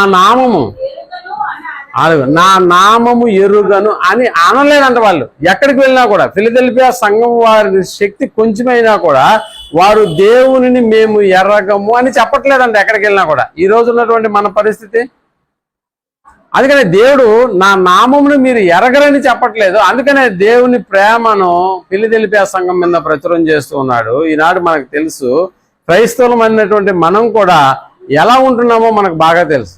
అంటే దేవుని ఎరగమన్నట్టుగా మన బతుకులు ఉంటున్నాయా, దేవుని ఎరిగినట్టుగా మన బతుకులు ఉన్నాయా? దేవుని ఎరిగినట్టుగా ఉంటున్నాయా? లేదు. కానీ పేరుకి మాత్రం క్రైస్తవులమే. కానీ దేవుడు ఎరిగేటటువంటి పరిస్థితి వచ్చినప్పుడు, ఉదయాన్నే ఒక వాట్సాప్ చూశాను నేను. వాట్సాప్లో ఎలా కొడుతున్నారంటే ఒక పాస్టర్ని ఆపి భయంకరంగా కొడుతున్నారు. అసలు అంటే మీకు చూపిస్తాను, లాస్ట్లో చూపిస్తాను. నేనేం చెప్తున్నానంటే, ఒక ఇద్దరు కలిసి ఒక బలమైనటువంటి కర్రలు తీసుకొని అతని ఒళ్ళు ఎంత అంటే ఆ కొట్టే దెబ్బకి ఒక్కొక్క ఎముక ఇరిగి ఉంటుంది అన్నట్టుగా ఉంది. నాకే భయం వేసింది. ఒరే, ఇలాంటి పరిస్థితుల్లో నేనుంటే పరిస్థితి ఏంది అని నేను ఆలోచన చేశాను. ఒకసారి మీరు ఆలోచన చేయండి, క్రైస్తవుడు అనేటటువంటి వాడికి ఈ విధంగా దెబ్బలు ఉంటాయని అంటే ఎవడెళ్ళి అక్కడ నేనే క్రైస్తవుని అని చెప్పుకుంటాడు ముందు. కానీ ఫిలదెల్ఫియా సంఘం వాళ్ళు చెప్తున్నటువంటి మాట, నేను ఆయన్ని ఎరిగినటువంటి వాడిని అన్న పదం వాడుతున్నాను. అంటే ఇలాంటి విపత్కరమైనటువంటి పరిస్థితి, క్రైస్తవులంటే రేపటి నుంచి వాళ్ళకి రేషన్ లేదని అంటే ఎవడండి నేను క్రైస్తవుని అని చెప్పి నిలబడి ముందు లైన్స్లో నిలబడే, నాకు ఇవ్వకుండా ఆగండి చూద్దాం అని నిలబడేవాడు ఎవడైనా ఉన్నాడంటే లేదు. ప్రియమైనటువంటి వాళ్ళ రోడ్లో నిలబడి నువ్వు క్రైస్తవుడు అని అంటే, ఇప్పుడు పేతురు గారు కూడా ఏమన్నాడు, నువ్వు ఆయనతో తిరిగినటువంటి వాడు కదా అని ఓ చిన్నది ప్రశ్నించినప్పుడు ఎవరిని చూసి ఎవరిని అనుకున్నావు నువ్వు? నేను కాదు నేను అమ్మ తోడు నాన్న తోడు మా పిల్లలు చచ్చినట్టు నా భార్య చచ్చినట్టు అన్నట్టుగా వెళ్ళిపోతా ఉన్నాడంట. అంటే అంతమందిలో నిలబడి ఏం చేయలేకపోతున్నాడు? ఒప్పుకోలేకపోతున్నాడు. తర్వాత ఒప్పుకున్నాడు, ప్రాణాలు ఇవ్వడానికి కూడా ఏమీ కాలేదు, అది వేరే సంగతి. కానీ ఈనాటి మన పరిస్థితి ఎలాగుంది? ఫిలదెల్ఫియా సంఘస్థుల పరిస్థితి ఎలాగుంది? అందుకనే ఆనాడు ఫిలదెల్ఫియా సంఘానికి రాస్తున్నాడు అని అంటే ప్రపంచంలో ఉన్న ఏ సంఘానికైనా కూడా ఈ మాటలు వర్తిస్తాయా అంటే ప్రతి సంఘానికి వర్తిస్తాయి ప్రియమైనటువంటి వాళ్ళు. కాబట్టి ఇక్కడ ఎరగమన్నట్టుగా కాదు, కొంతమంది అలా అనుకోరు. ఇంకా చూడండి, ఈ పౌలు గారే తీతుకు రాసినటువంటి పత్రిక 1వ అధ్యాయం 16వ వచనంలో ఇదే సంగతిని గురించి మాట్లాడుతూ చాలా చక్కటి వివరణ మనకి ఇస్తున్నాడు. తీతుకు రాసిన పత్రిక 1వ అధ్యాయం 16వ వచనాన్ని, దేవుణ్ణి ఎరుగుదుము అని వారు చెప్పుకుందురు, కానీ అసహ్యులను అవిధేయులను అదిగో ప్రతి సత్కార్యము విషయము ఎలాగున్నారంట? భ్రష్టులమయ్యుండి తమ క్రియల వలన ఆయనను ఎలాగున్నామంట? ఎర్రగము అన్నట్టుగా ఉన్నారంట. క్రియల దగ్గరకు వచ్చేసేటప్పటికి ఆయన ఎవరో మాకు తెలియదండి, నిజంగా నువ్వు ఎవరిని చూసేవో ఏమో, మేము అసలు చర్చికే పోము, రేపటి నుంచి రేషన్ ఉండదు, ముసలి వాళ్ళకి పింఛన్ ఉండదు అన్నాడు అనుకోండి, ఉంటుందా? క్రైస్తవులుగా మనం చలామణి అవుతామా? అవం. అందుకనే వాళ్ళ క్రియల వలన, మాకైతే దేవుడు బాగా తెలుసు, కానీ క్రియల విషయానికి వచ్చేసేటప్పటికే చెప్పండి ఎలాగుంటారంట? ఆయనను ఎరగము అన్నట్టుగా ఉంటారంట. ఆయన్ని ఎరగమన్నట్టుగా మనకు తెలుసు కదా, మనం ఆయన ఎరగమన్నట్టుగానే ఇప్పటికీ మనం ప్రయత్నిస్తున్నామంటే 7:30కి మన క్లాస్ స్టార్ట్ అవుతుంది, దాదాపు సగం కుర్చీలు ఖాళీగా ఉన్నాయి. దీని అర్థం ఏంటి? ఊరికి అడుగుతున్నాలే, లేదండి ఉదయంకే చెప్పేసినాడు ఈయన పాస్టర్ గారు, సెకండ్ సార్డ్ ఈరోజు క్లాస్ ఉంటుందని ఉదయాన్నే, ఇంకా చెప్పాలంటే 5 గంటలకే చెప్పాడు మాకు అన్న. ఏమన్నా ఉంటుందా? అలాగ ఉంటుందా? ఈ రోజు క్లాస్ ఉంటుందని ఎప్పటి నుంచి ప్రచారం జరుగుతుంది? 130 నెలల నుంచి జరుగుతుంది, అంతేనా? 130 నెలల నుంచి జరుగుతా ఉంది. కానీ నువ్వు వచ్చి కూర్చున్న టైము క్రియల మూలముగా ఆయనను ఎరగనట్టుగా ఉన్నాం, అంతేనా? ఇది సరిపోద్దా మన జీవితాలకి? ఇది సరిపోద్దంటే మనకి ఎంత సిగ్గుచేటుగా ఉందో ఒకసారి ఆలోచించి. ఆనాడు ఫిలదెల్ఫియా సంఘంలో ఉన్నటువంటి వారు అలా లేరంట. వాళ్ళు క్రియల మూలంగా ఎరిగినట్టుగానే ఉన్నాము. ఎక్కడ అడిగినా కూడా ఫిలదెల్ఫియా సంఘస్థుడే, వీడు మాత్రమే ఒప్పుకుంటాడు దేవుణ్ణి అన్నట్టుగా బ్రతికారంట వాళ్ళు. కానీ వాళ్ళ శక్తి చూస్తే చాలా తక్కువ, వాళ్ళ శక్తి సామర్థ్యాలు చాలా తక్కువ అన్న పదాన్ని మాట్లాడుతున్నాడు. సో ఇంకా మళ్ళా చదివితే అక్కడ మనకి కనిపిస్తున్నటువంటిది, ఇదిగో తలుపు నీ ఎదుట తీసే ఉంచి ఉన్నాను. మీరు కొన్ని సంఘాలు మీరు చూడండి, ఎప్పుడు కూడా తలుపు ఎప్పుడు తీసే ఉంటుంది తెలుసా మీకు? ఎక్కడ సంఘాలు తలుపు తీసే ఉంటుంది? నెల్లూరులో డోనీ హాల్ ఎప్పుడన్నా వెళ్ళారా? ఒకవేళ మిడ్-నైట్ ఏమన్నా మూసేస్తారేమో నాకు తెలియదు, కానీ ఏకోజాము నుంచే ఆ తలుపులన్నీ తీసే ఉంటాయి. తీసే ఉంటే అంటే దాని అర్థం ఏంటి చెప్పండి? ఏ టైంలో వెళ్ళినా కూడా దేవుని మందిరపు తలుపులు తీసే ఉన్నాయంటే నీకు ఏ టైంలో వచ్చినా నీకు అవకాశం ఉందని చెప్పడం అనమాట. అక్కడ ఇంకా మీరు డోనీ హాల్కి ఎప్పుడైనా వెళ్ళినా ఒక పెద్ద బైబిల్ ఒక గ్లాస్ మధ్యలో పెట్టుంటారు. దాన్ని ఇది ఎందుకు ఇక్కడ పెట్టారు అని వాచ్మెన్ అడిగా. ఏం లేదు సార్, ఇళ్లలో ఎట్టా బైబిల్ చదవరు,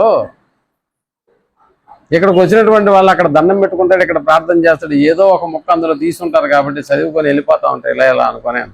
అందుకోసమే పెట్టారా? అవును, అందుకోసమే పెట్టారు. అంటే దేవుడు తెలుసు, కానీ క్రియల దగ్గరకు వచ్చేసేటప్పటికే మాకు తెలియదు.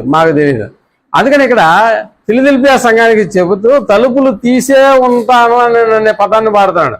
అంటే ఇంకా నీకు అనేక కార్యక్రమాలు చేయడానికి నీకు అవకాశం ఇస్తున్నాను అన్నట్లుగా ఫిలదెల్ఫియా సంఘాన్ని గురించి ఇక్కడ మాట్లాడుతున్నటువంటి పద్ధతి మనకి ఇక్కడ వినిపిస్తుంది. అంటే తలుపు తీసే ఉంటాడా? అవును, తలుపు తీసే ఉన్నాడంటే అర్థం ఏంటి? నువ్వు ఎప్పుడైనా రావచ్చు అని. మనకు తెలుసు కదా, నోవహు గారి కాలంలో 120 సంవత్సరాలు ప్రచారం జరిగింది. దేని గురించి ప్రచారం జరిగింది? 120 సంవత్సరాలు జలప్రలయం రాబోతుంది, దేవుడు ఈ ప్రపంచాన్నంతా జలములతో నింపేస్తాడు, కాబట్టి మీరు మారు మనస్సు పొంది తీసి ఉన్న తలుపుల్లోకి మీరందరూ రండి అని చెప్పాడా? అంటే తలుపులు తీసే ఉన్నాయి. ఎప్పటి వరకు తీసే ఉంచాడు? అక్కడ వచ్చేంత వరకు అంటే ఆ నీటి జల్లులు వచ్చేంత వరకు తలుపులు తీసే ఉన్నాయా? ఆ తర్వాత తలుపులు మూసింది ఎవరు? నోవహు మూయలేదు, తెలుసా మీకు? అందుకని ఇక్కడ యేసు, నేను మూస్తే నువ్వు తీయలేవు, నేను తీసుంచితే నువ్వు మూయలేవు. సో దేవుడు అవకాశం ఇచ్చినప్పుడే మనం ఏం చేయాలి? దాన్ని సద్రంగా మనం వాడుకోవాలి. అంటే నోవహు గారు ఒకవేళ ఎక్కడ తీసేస్తాడు అని బయట నుంచే ఏం చేసినాడు? దేవుడు క్లోజ్ చేసినాడు, అంతే. మళ్ళీ అది తీయడానికి వీలు లేదు. మనకు తెలుసు, ఈనాడు కూడా మనం అనేకమైనటువంటి దేవుని కార్యక్రమాలు చేయడానికి ఈరోజు తలుపులు బార్లా తీసున్నాయా లేదా? దేవుని కార్యక్రమాలకు టయానికంటే ముందుగా రాగలిగినటువంటి తలుపులు తీసే ఉంటాయా? ఎవడన్నా వచ్చి తలుపులు తీయలేదు కాబట్టి నేను ఇంటికి వెళ్ళిపోతానని చెప్పి వెళ్ళిపోయినటువంటి దాఖలాలు ఏమైనా ఉన్నాయా? ఇక్కడ లేదు. అంటే ఏ టైంలో ఇక్కడ నేను తలుపులు తీయడం అంటే దాని అర్థం తలుపులు తీసి ఉంచమని కాదు, అవకాశాలు దేవుడు ఇస్తున్నాడా లేదని. ఇప్పుడు ఛత్తీస్గఢ్ ప్రాంతానికి మీరు వెళ్ళండి, ఈ మాదిరిగా కూర్చొని దేవుని వాక్యం వినే పరిస్థితి అక్కడ ఉంటుందా? ఉండదు. అంటే అక్కడ తలుపులు ఏమైపోయినాయి? మరి ఇక్కడ తలుపులు ఎలాగున్నాయి? ఓపెన్గా ఉన్నాయి. ఓపెన్గా నీకు ఉన్న అవకాశాన్ని కూడా ఈరోజు మనం ఏం చేస్తున్నాం? మనం స్వార్థకు వెళ్ళము, టయానికి మందిరానికి రాము, సంఘాలుగా మనం కలిసి కూర్చునేటటువంటి, కలిసి ఆరాధన చేసేటటువంటి పరిస్థితి అయితే ఉండదు. అంటే తలుపులు అవకాశాలు తీసున్న దగ్గర కూడా మనం ఏం చేస్తున్నామంటే వాటిని ఏం చేస్తున్నామని అంటే నిర్లక్ష్యం చేస్తున్నాం. నిజానికి రేపు రాబోయేటటువంటి ఆ శీతాకాలపు బిల్లు ఏదో అంటారు కదా ఎక్కడ మన పార్లమెంట్లో, అలాంటప్పుడు తలుపులు క్లోజ్ అయిపోతే, చట్టం క్రైస్తవులకు వ్యతిరేకంగా వస్తే ఇప్పుడు ఏం చేయగలుగుతావు? తలుపులు మూసివేయబడితే ఇప్పుడు ఏం చేయగలవు? తలుపు దగ్గర కూర్చో ఉంటావా? అవకాశం ఎప్పుడు ఇస్తాడా అని అంటావా? అందుకనే దేవుడే తలుపులు మూసేస్తే దాన్ని ఎవడూ తీయలేడు, దేవుడే తలుపులు తీస్తే దాన్ని ఎవడు మూయలేడు. 9వ వచనాన్ని మనం ఆలోచన చేయగలిగితే, యూదులు కాకయే, అదిగో సాతాను సమాజపు వారు అన్నాడు. ఇక్కడ సాతాను సమాజపు వారు, వారిని పిలిపిస్తాను, సాతాను సమాజపు వారు. వీళ్ళెవరు? సాతాను సంఘం అన్నమాట వీళ్ళది. మనం ఏ సంఘం పెట్టుకున్నాం? క్రీస్తు సంఘం అనే పద్ధతిని మనం పెట్టుకున్నాం. కానీ ఇక్కడ సాతాను సంఘం అంటే సాతాను యొక్క సంబంధమైనటువంటి ఆ పనులను చేసేటటువంటి వాళ్ళందరూ కూడా సాతాను సమాజపు వారు. మనమైతే క్రీస్తు సంఘము అనే పేరు మనం పెట్టుకున్నాం, పేరు బాగుంది. నిజంగా క్రీస్తు సంబంధం అయితే మనలో ఉన్నటువంటి క్రియలు కూడా ఎలా ఉండాలి? క్రీస్తుకు సంబంధించిన క్రియలే ఉండాలి. కానీ క్రియలు అలా ఉన్నాయా? పేరేమో క్రీస్తుది, కానీ క్రియలు ఎలాగున్నాయి? దూరంగా ఉన్నాయి. అందుకనే వాళ్ళు యూదులు కాకయే, యూదులమని వాళ్ళు ఏం చెప్పుకుంటారంట? యూదులు కాకయే వాళ్ళు యూదులమని చెప్పుకుంటున్నారు, సాతాను సమాజపు మాదిరిగా వాళ్ళు ఉంటున్నారు. మనకు తెలుసు కదా, యూదుల యొక్క మనోగతాన్ని మనం ఆలోచన చేసినప్పుడు ఏ యూదుడి దగ్గరికి వెళ్ళి మనం మైకి పెట్టినా కూడా, ఏమంటే యూదులు కదా మీరు, మీ ప్రత్యేకత ఏంటి అని అడిగి చూడు, ఆడు ఒకటే మాట చెప్తాడు, మేము అబ్రహాము. అంతేనా? వేరే దేవులే, వేరే సెకండ్ థాట్, మేము అబ్రహాము సంతానము అనే పదం వాడతారు అక్కడ. ఎందుకంటే అబ్రహాం మాకు తండ్రి, ఆయన పిల్లలం మేమని చెప్పుకుంటారు, ఆయన పిల్లలం మేమని చెప్పుకుంటారు. కానీ క్రియల విషయానికి వచ్చేసేటప్పటికి అబ్రహాం కనపరిచిన క్రియలు వీళ్ళల్లో ఉన్నాయా? లేదు. ఇదే విషయాన్ని యేసుప్రభుల వారు యోహాను సువార్త 8వ అధ్యాయం 32వ వచనాన్ని మనం ఆలోచన చేస్తే, యోహాను సువార్త 8వ అధ్యాయం 32వ వచనాన్ని మనం ఆలోచన చేస్తే, అప్పుడు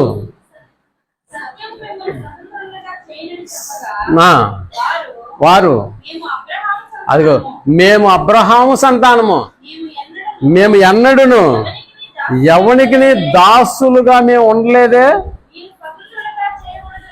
37వ వచనం,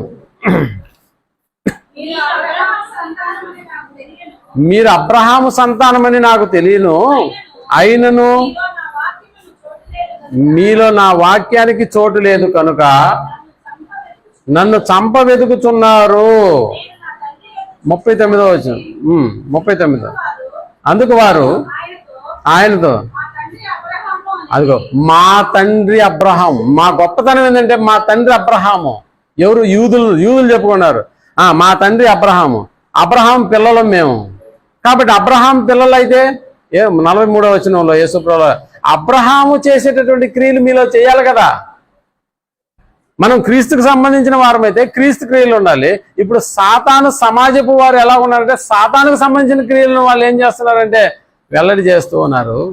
యూదులను అడిగితే మేము అబ్రహాం సంతానం అని చెప్తారు, బట్ వాళ్ళ క్రియల్లో అబ్రహాం కనిపిస్తాడా? అబ్రహాం అసలు కనపడ్డు.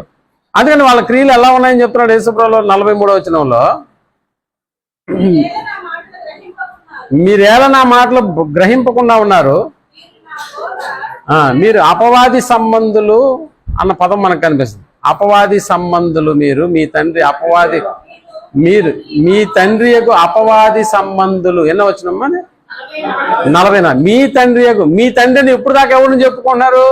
అబ్రహాం అని చెప్పుకున్నారు. బట్ క్రియల విషయానికి వచ్చేసేటప్పటికే అవి లేవు.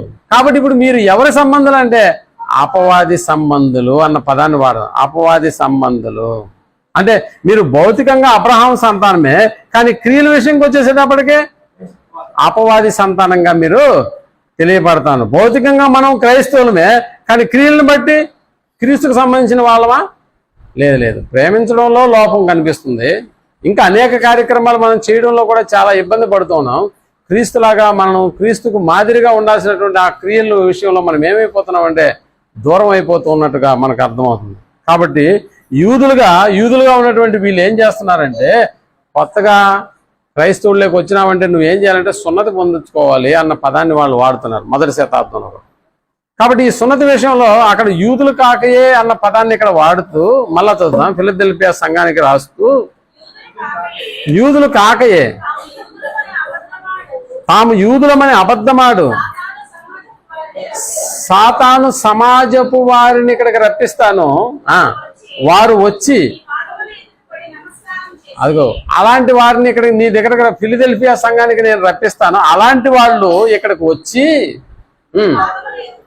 నీ పాదముల ఎదుట పడి నమస్కారము చేసి ఇదిగో నేను నిన్ను ప్రేమించి తిని అని అలాంటి వారినే తీసుకొచ్చి నీ ముందు పెట్టి నేనేం చేస్తానో తెలుసా? ఓ ఫిలదెల్ఫియా సంఘమా, నీ శక్తి చాలా తక్కువ, కానీ నీ క్రియలు చాలా ఎక్కువ. నేనేం చేస్తానంటే యూదులు కాకనే యూదులమని చెప్పుకునేటటువంటి సాతాను సమాజపు వారిని నేను తీసుకొస్తాను నీ దగ్గరకి. వాళ్ళకే నేను నిన్ను ఎంతగా ప్రేమిస్తున్నానో, అంటే మీ పక్షాన నేను ఉన్నాను అనేటటువంటి దాన్ని వాళ్ళు తెలుసుకునేటట్లుగా నేనేం చేస్తానంటే వాళ్ళకి చూపిస్తాను అనేటటువంటి పదాన్ని వాడతాను. అంటే ఫిలదెల్ఫియా వాళ్ళు ఏం చేస్తున్నారా అంటే వాళ్ళకు వచ్చినటువంటి శ్రమల విషయంలో చాలా ఓర్పును కలిగినటువంటి వాళ్ళుగా మనకు కనిపిస్తున్నారు. కాబట్టి ఇక్కడ మనకు తెలుసు ఫిలదెల్ఫియా సంఘంలో అక్కడ డీమెరిట్స్ ఏమీ లేవు. మనకు తెలుసు కదా, నీలో ఒకటి నేను కనుగొన్నాను దాన్ని సరిదిద్దుకునేటటువంటి మాటలు మిగతా సంఘాల్లో కనిపిస్తాయేమో, కానీ ఫిలదెల్ఫియా సంఘంలో ఎక్కడ మైనస్లు అనేటటువంటివి కనబట్టలేదు. అందుకని ఇక్కడ చెబుతూ నేను నీ పక్షాన ఉంటాను, వాళ్ళని పిలిపించి కూడా నీ పాదాల మీద వంగేటట్లు నేను చేస్తాను, నేను నీ పక్షంగా ఉన్నానన్న సంగతి వాళ్ళకి తెలియజేస్తానని చెప్తున్నటువంటి మాట మనకు కనిపిస్తుంది. రైట్. తర్వాత నీవు నా ఓర్పు విషయమైన వాక్యమును గైకొంటివి అన్నాడు. నిజంగా మనం ఆలోచన చేస్తే ఓర్పు విషయమైనటువంటి వాక్యము అన్నాడు. నిజంగా ఓర్పు అనేది ఎప్పుడు మన జీవితాల్లో సంభవించాలి? నిజంగా మనం ఆలోచన చేస్తే ఓర్పు అనేటటువంటి మన జీవితాల్లో ఎప్పుడు కలిగి ఉండాలి? మనం శ్రమలు వచ్చినప్పుడు, బాధలు వచ్చినప్పుడు, హింసలు వచ్చినప్పుడు మనలో నుంచి ముందుకు వచ్చి నిలబడవలసింది ఏంటంటే ఓర్పు అనేటటువంటిది. కాబట్టి ఇక్కడ ఫిలదెల్ఫియా సంఘంలో నా ఓర్పు విషయమైన వాక్యమును నువ్వేం చేసావు? గైకొన్నావు. అంటే ఆల్రెడీ ఫిలదెల్ఫియా సంఘానికి వచ్చినటువంటి కష్టాలు, నష్టాలు, వీటన్నిటిని బట్టి మనం అర్థం చేసుకుంటే ఆ సంఘపు వారు కనపరిచినటువంటి ఓర్పు అనేటటువంటి విషయాన్ని ఇక్కడ హైలైట్ చేస్తున్నాడు యేసు ప్రభుల వారు. అందుకని దశలోనికి రాసిన పత్రిక 3వ అధ్యాయం 5వ వచనంలో పౌలు గారు ఈ ఓర్పును గురించి మాట్లాడుతూ యేసు ప్రభుల వారికి ఎలాంటి ఓర్పు అయితే ఉందో అలాంటి ఓర్పు అన్న సంగతిని ఇక్కడ మనకు జ్ఞాపకం చేస్తున్నాడు. ఒకసారి మనం 3వ అధ్యాయము 5వ వచనం దశలోనికి రాసిన 2వ పత్రిక 2వ దశలోనిక 3వ అధ్యాయము 5వ వచనం. రైట్. దేవుని అందలి ప్రేమయు, అదిగో దేవుని అందలి ప్రేమ క్రీస్తు చూపిన ఓర్పు. ఇప్పుడు యేసు ప్రభుల వారు ఓర్పును కనపరిచారా? నువ్వు దెయ్యం పట్టిన వాడివిరా అని అంటే ఈయనేమన్నాడు తిరిగి? నీ అమ్మకి దెయ్యం పట్టింది, నీకు దెయ్యం పట్టింది, నీ చెల్లికి దెయ్యం పట్టింది అన్నాడా? నువ్వు తాగుబోతువి, నువ్వు తిరుగుబోతువి అని యేసుప్రభుల వారిని వాళ్ళు తిట్టినప్పుడు కూడా యేసుప్రభుల వారు తిరిగి వాళ్ళని ఏం చేయలేదు, ఎలాంటి పదజాలాన్ని ఉపయోగించలేదు అక్కడ. అంటే దీన్ని బట్టి ఆయన కొట్టిన వాడిని కూడా వీడు ఏం చేస్తున్నాడో వీడికి తెలియదు అనేటటువంటి పదాలు వాడాడు. అంటే ఇప్పుడు యేసుప్రభుల వారు పొందిన శ్రమ ఎంత గొప్పదో మీరు ఆలోచన చేయండి. ఆ శ్రమకు ప్రతీకారంగా ఏ పదాలు కూడా యేసుప్రభుల వారు వాడలేదు. ఆ సంగతిని ఇక్కడ చెప్పారు. దేవుని యందలి ప్రేమ క్రీస్తు చూపిన ఓర్పు మీకు కలుగునట్లు. రైట్. ఇదే ఈ క్రీస్తు చూపించినటువంటి ఓర్పు ఏదైతే ఉందో ఇప్పుడు ఫిలదెల్ఫియా సంఘంలో మనకు కనిపిస్తున్నటువంటిది ఏంటంటే అదే ఓర్పు. ఎందుకంటే వాళ్ళు క్రీస్తుని అంగీకరించినటువంటి వాళ్ళు ఫిలదెల్ఫియా సంఘం. అందుకనే ఆ ఫిలదెల్ఫియా అనేటటువంటి పదాన్ని కూడా సహోదర ప్రేమ అనేటటువంటి. సో లోకంలో ఆ రోజుల్లో ఉన్నటువంటి ఆ యొక్క విగ్రహారాధన అనేటటువంటి కార్యక్రమం, అక్కడ జరుగుతున్నటువంటి విగ్రహ ప్రతిష్టలు కావచ్చు, జరుగుతున్నటువంటి జాతరలు కావచ్చు, వీటన్నిటి విషయంలో ఎక్కడా కూడా వాళ్ళు తొణికిపోకుండా, ఎక్కడా లోక సంబంధమైనటువంటి వాటి పట్ల వాళ్ళు వాటితో కలిసిపోకుండా మేము దేవుణ్ణి ఎరిగినటువంటి వాళ్ళము, యేసు ప్రభుల వారిని అంగీకరించినటువంటి వారం అనేటటువంటి పదజాలాలు అక్కడ ఉపయోగిస్తున్నారు. కాబట్టి అలాంటి వారికి కూడా శ్రమ వచ్చినప్పుడు కూడా వాళ్ళు చూపిస్తున్నటువంటి వైఖరి ఓర్పు అనేటటువంటిది. అందుకని కష్టాల్లో ఓర్పును కలిగి ఉండి ఓర్పు విషయమైన వాక్యమును వాళ్ళు ఏం చేశారంట? గైకొనిరి. ఇంకా కనుక భూ నివాసులను శోధించుటకు లోకమంతటి మీదికి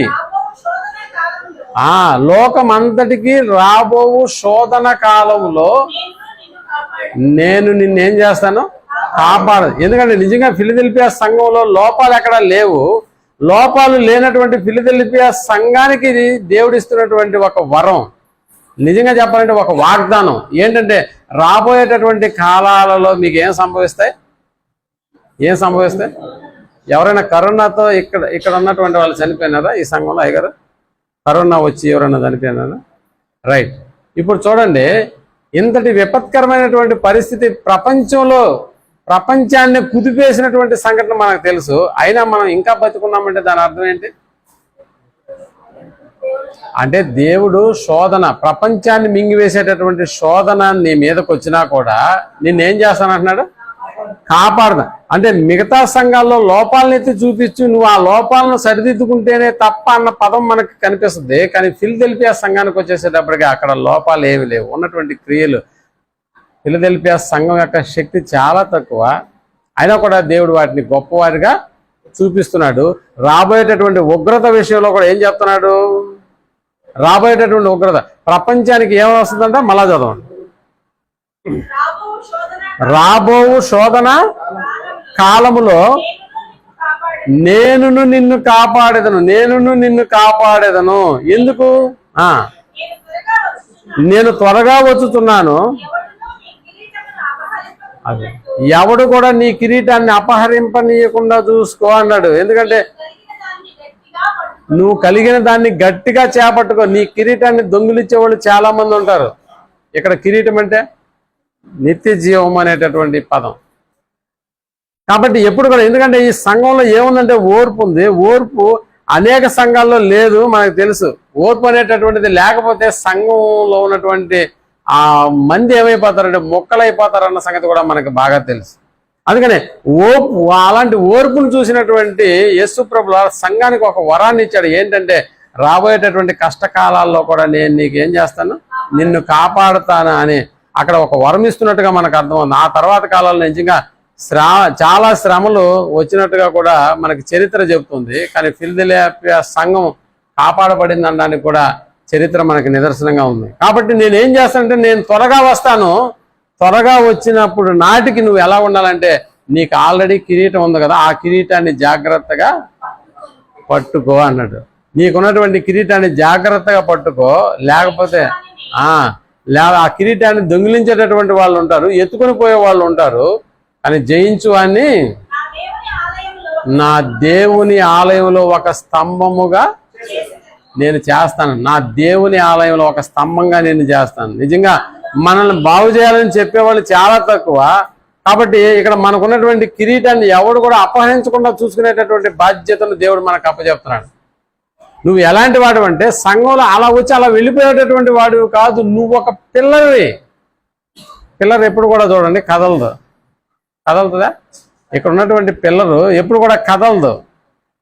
కానీ కదిలి వెళ్ళిపోతున్నాడంటే ఈ సంఘం కాకుండా మరో సంఘానికి వెళ్ళిపోతున్నాడంటే దాని అర్థం ఏంటి? పిల్లర్ లాగా మనకి ఏమి ఇచ్చాడు? షో ఇచ్చాడు అనమాట. అప్పుడు దాకా ఇది పిల్లరే అనుకున్నాము, కానీ రేపు ఆ పిల్లర్ అక్కడ ఉన్నది. ఏమైపోయిందని మీకు తెలుసు కదా, సినిమాలో సెట్టింగ్లు వేసేటటువంటి వాళ్ళు ఆ సెట్టింగ్లు వేసినప్పుడు నిజంగానే దేవాలయం అనుకుంటాం, నిజంగానే రాజభవనం అనుకుంటాం. కానీ తెల్లారి కాడ ఉండదు. ఏమైపోయింది? ఇక్కడ నిన్న భవనం ఉండాలి అంటే అయిపోయింది, అదంతా వత్తదే అన్నట్టుగా అనమాట. అంటే ఒక స్థానిక సంఘంలో ఒక స్తంభముగా ఉన్నాడు అంటే ఆ స్తంభం ఎప్పుడు కూడా కదల్చబడదు. ఓ పిల్లర్ అనేటటువంటి మీరు ఎప్పుడు కూడా గమనించండి, పిల్లరు వేసిన కాడి నుంచి అలాగనే ఉంటుందా? అలాగనే ఉంటుంది. ఒకవేళ ఆ పిల్లరు పాడవ్వాలని అంటే మొత్తం బిల్డింగ్ అంతా కూలిపోతే తప్ప అది జరగదు. కానీ అలా లేకుండా ఒక స్తంభంగా ఉండాల్సినటువంటి వాడు వెళ్ళిపోతున్నాడు బయటికి అంటే దాని అర్థమైంది అప్పుడు దాకా స్తంభం యొక్క ఏమి ఇచ్చాడు? ఆ ఫోజులు ఇచ్చాడు అనమాట. సో అలా ఉండడానికి వీల్లేదు. అందుకని నిన్ను ఒక స్తంభముగా పెడుతున్నాను, స్తంభముగా చేస్తాను. అది అందులోని అంటే ఒక స్తంభం ఎప్పుడు కూడా బయటికి పోదు. బాగా గుర్తుపెట్టుకో. ఒక స్థానిక సంఘంలో నువ్వు ఒక సభ్యుడిగా ఉన్నావని అంటే ఓ స్తంభం, ఓ పిల్లర్ కావాలి నీకు. ఓ పిల్లర్ మనకు తెలుసు కదా, సంసోను ఓ దేవాలయంలోకి తనని తీసుకెళ్లి కళ్ళు పీకేసిన తర్వాత కట్టేసి అప్పుడు చెప్తాడు దీనికి మూల స్తంభం ఏదో అక్కడికి తీసుకెళ్ళండి అని అన్నాడు. అంతేనా? దేనికి మూల స్తంభం దగ్గర తీసుకెళ్ళమంటున్నాడు? దాన్ని కొడితే చాలు బిల్డింగ్ మొత్తం ఏమైపోద్ది?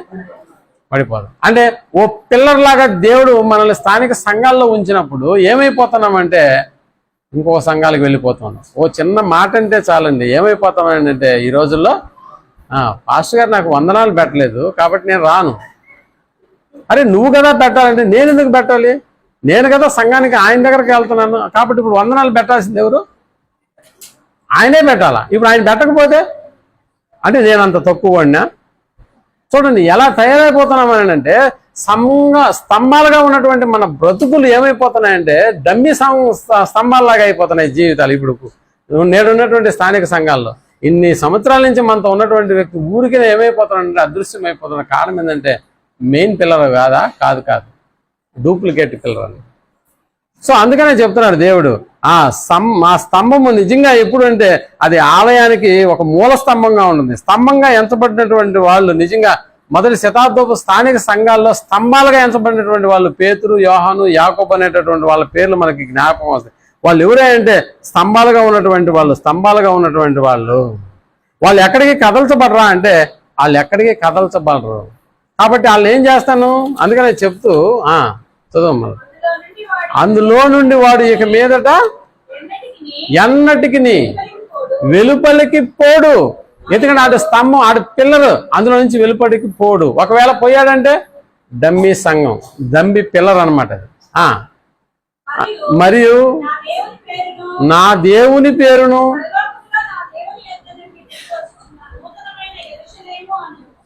నూతనమైన యెరూషలేమును నూతన పట్టణం అను నా దేవుని పట్టణపు పేరును నా క్రొత్త పేరును వాని మీద రాస్తాను. అలా స్తంభాలుగా ఉన్నటువంటి వాని పేరుని నేను వాని మీద రాస్తాను, కొత్త పేరుని ఇస్తాను, దేవుని పేరు కూడా వాడికి పెడతాను అనేటటువంటి పదాలు అక్కడ వాడుతున్నాను. అలా చెబుతూ సంఘములతో ఆత్మ చెబుతున్నటువంటి మాట చెవి గలవాడు వినుగాక అన్న పదం. చెవి గలవాడు ఆడన్నాడు, వినేవాడు ఎప్పుడు కూడా ముందొచ్చి కూర్చుంటాడు. కాబట్టి మనం సగం చెవులు ఉన్నటువంటి వాళ్ళం, అందుకని సగంలో వచ్చాము. కాబట్టి ఫిలదెల్ఫియా సంఘం ఎలాంటిదేనంటే తన యొక్క శక్తి సామర్థ్యాలు చాలా తక్కువ, అయినా క్రియలు మాత్రం చాలా ఎక్కువ. ఎలాంటి క్రియలు కనపరుస్తున్నారు ఫిలదెల్ఫియా స్థానిక సంఘం వాళ్ళు? ఎంతమందిలో నిలబెట్టి అడిగినా నువ్వు ఫిలదెల్ఫియా స్థానిక సంఘ సభ్యుడు అంటే అవును, ఎస్, నేను క్రీస్తు అంగీకరించినటువంటి వాడును, యేసుక్రీస్తు నా సొంత రక్షకుడిగా అంగీకరించి నేను రక్షణ పొందినటువంటి వాడిని బలంగా బల్లగుద్ది చెప్పగలిగినటువంటి సామర్థ్యం వాళ్ళలో ఉంది. అలాగని చెప్పి వాళ్ళ రికమెండేషన్తో ఉన్నటువంటి వాళ్ళ కాదు. అధికారులు వాళ్ళు ఆ స్థానిక సంఘాల్లో ఉన్నారంటే అది కూడా కాదు. వీటన్నిటికీ మించి ఫిలదెల్ఫియా సంఘంలో మనకు కనిపిస్తున్నటువంటిది ఏంటంటే ఓర్పు అనేటటువంటిది. కాబట్టి ఈనాడు క్రైస్తవ సంఘాలుగా మనం ఏర్పడి అనేక విధాలుగా దేవుని ఆరాధించేటటువంటి కార్యక్రమాలు మనం కలిగి ఉన్నా, సంఘాలుగా మనం పేర్లు పెట్టుకుని పిలువబడుతున్నా, మన జీవితాల్లో ఓ ఫిలదెల్ఫియా సంఘాన్ని గురించి దేవుడు ఇంతటి చక్కటి సంగతులు మనకు రాసినప్పుడు వాళ్ళు కనపరిచినటువంటి వాళ్ళ శక్తి సామర్థ్యాలు తక్కువే. నిజంగా మన శక్తి సామర్థ్యాలు మనకేమైనా ఎక్కువ? లేదు. మనలో ఎవరు గొప్పవాళ్ళు లేరు. ఇక్కడ మనలో ఓ కలెక్టర్ ఇక్కడ స్థానిక సంఘ సభ్యుడిగా ఉన్నాడంటే అది లేదు. ఓ లోకంలో ఎన్నికైనటువంటి అధికారి ఏమన్నా మన స్థానిక సంఘం సభ్యుడిగా ఉన్నాడంటే అది లేదు. అంటే మన శక్తి కూడా చాలా తక్కువ. మరి శక్తి తక్కువగా ఉన్నప్పుడు దేవుని క్రియలు గొప్పగా కనిపించినటువంటి ఫిలదెల్ఫియా సంఘం ఎలాగైతే నిలబడిందో, అందులో ఉన్నటువంటి సభ్యులు ఎలాగైతే ఒక స్థానిక సంఘంలో స్తంభాలుగా నిలబడ్డారో, అలా నిలబడినటువంటి దాని వెనకాల వాళ్ళు పడినటువంటి కష్టాలు, నష్టాలు, పడినటువంటి ఇబ్బందుల్లో కూడా వాళ్ళు కనపరిచినటువంటి ఓర్పు.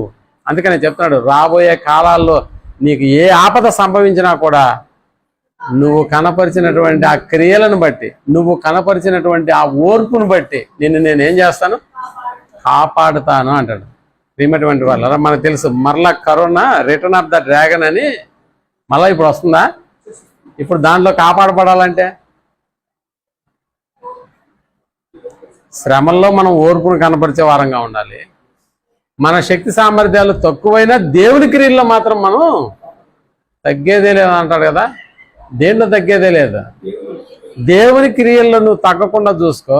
నీకు శ్రమ వచ్చినప్పుడు నేనున్నాను, నిన్ను నిలబెట్టడానికి నేనున్నాను అనేటటువంటి ఆ కోరికను నిలబెట్టేటటువంటి వారంగా ఓ ఫిలదెల్ఫియా సంఘాన్ని గురించి దేవుడు రాస్తున్నటువంటి ఈ మాటలు నిజంగా మన స్థానిక సంఘాల్లో ఉన్నటువంటి ఇలాంటి ఓర్పు, ఫిలదెల్ఫియా సంఘం చూపించినటువంటి మాదిరి, మేము దేవుని వారమని చెప్పుకునేటటువంటి ఆ స్వతంత్రత కలిగినటువంటి వాళ్ళు ఎక్కడ కూడా మేము దేవుని ఎరిగినటువంటి వారం అనేటటువంటి ఆ పదాన్ని సమాజంలో కూడా వాళ్ళు చూపిస్తున్నారు. దానికి సంబంధించిన క్రియలను వాళ్ళు కనపరుస్తున్నారు.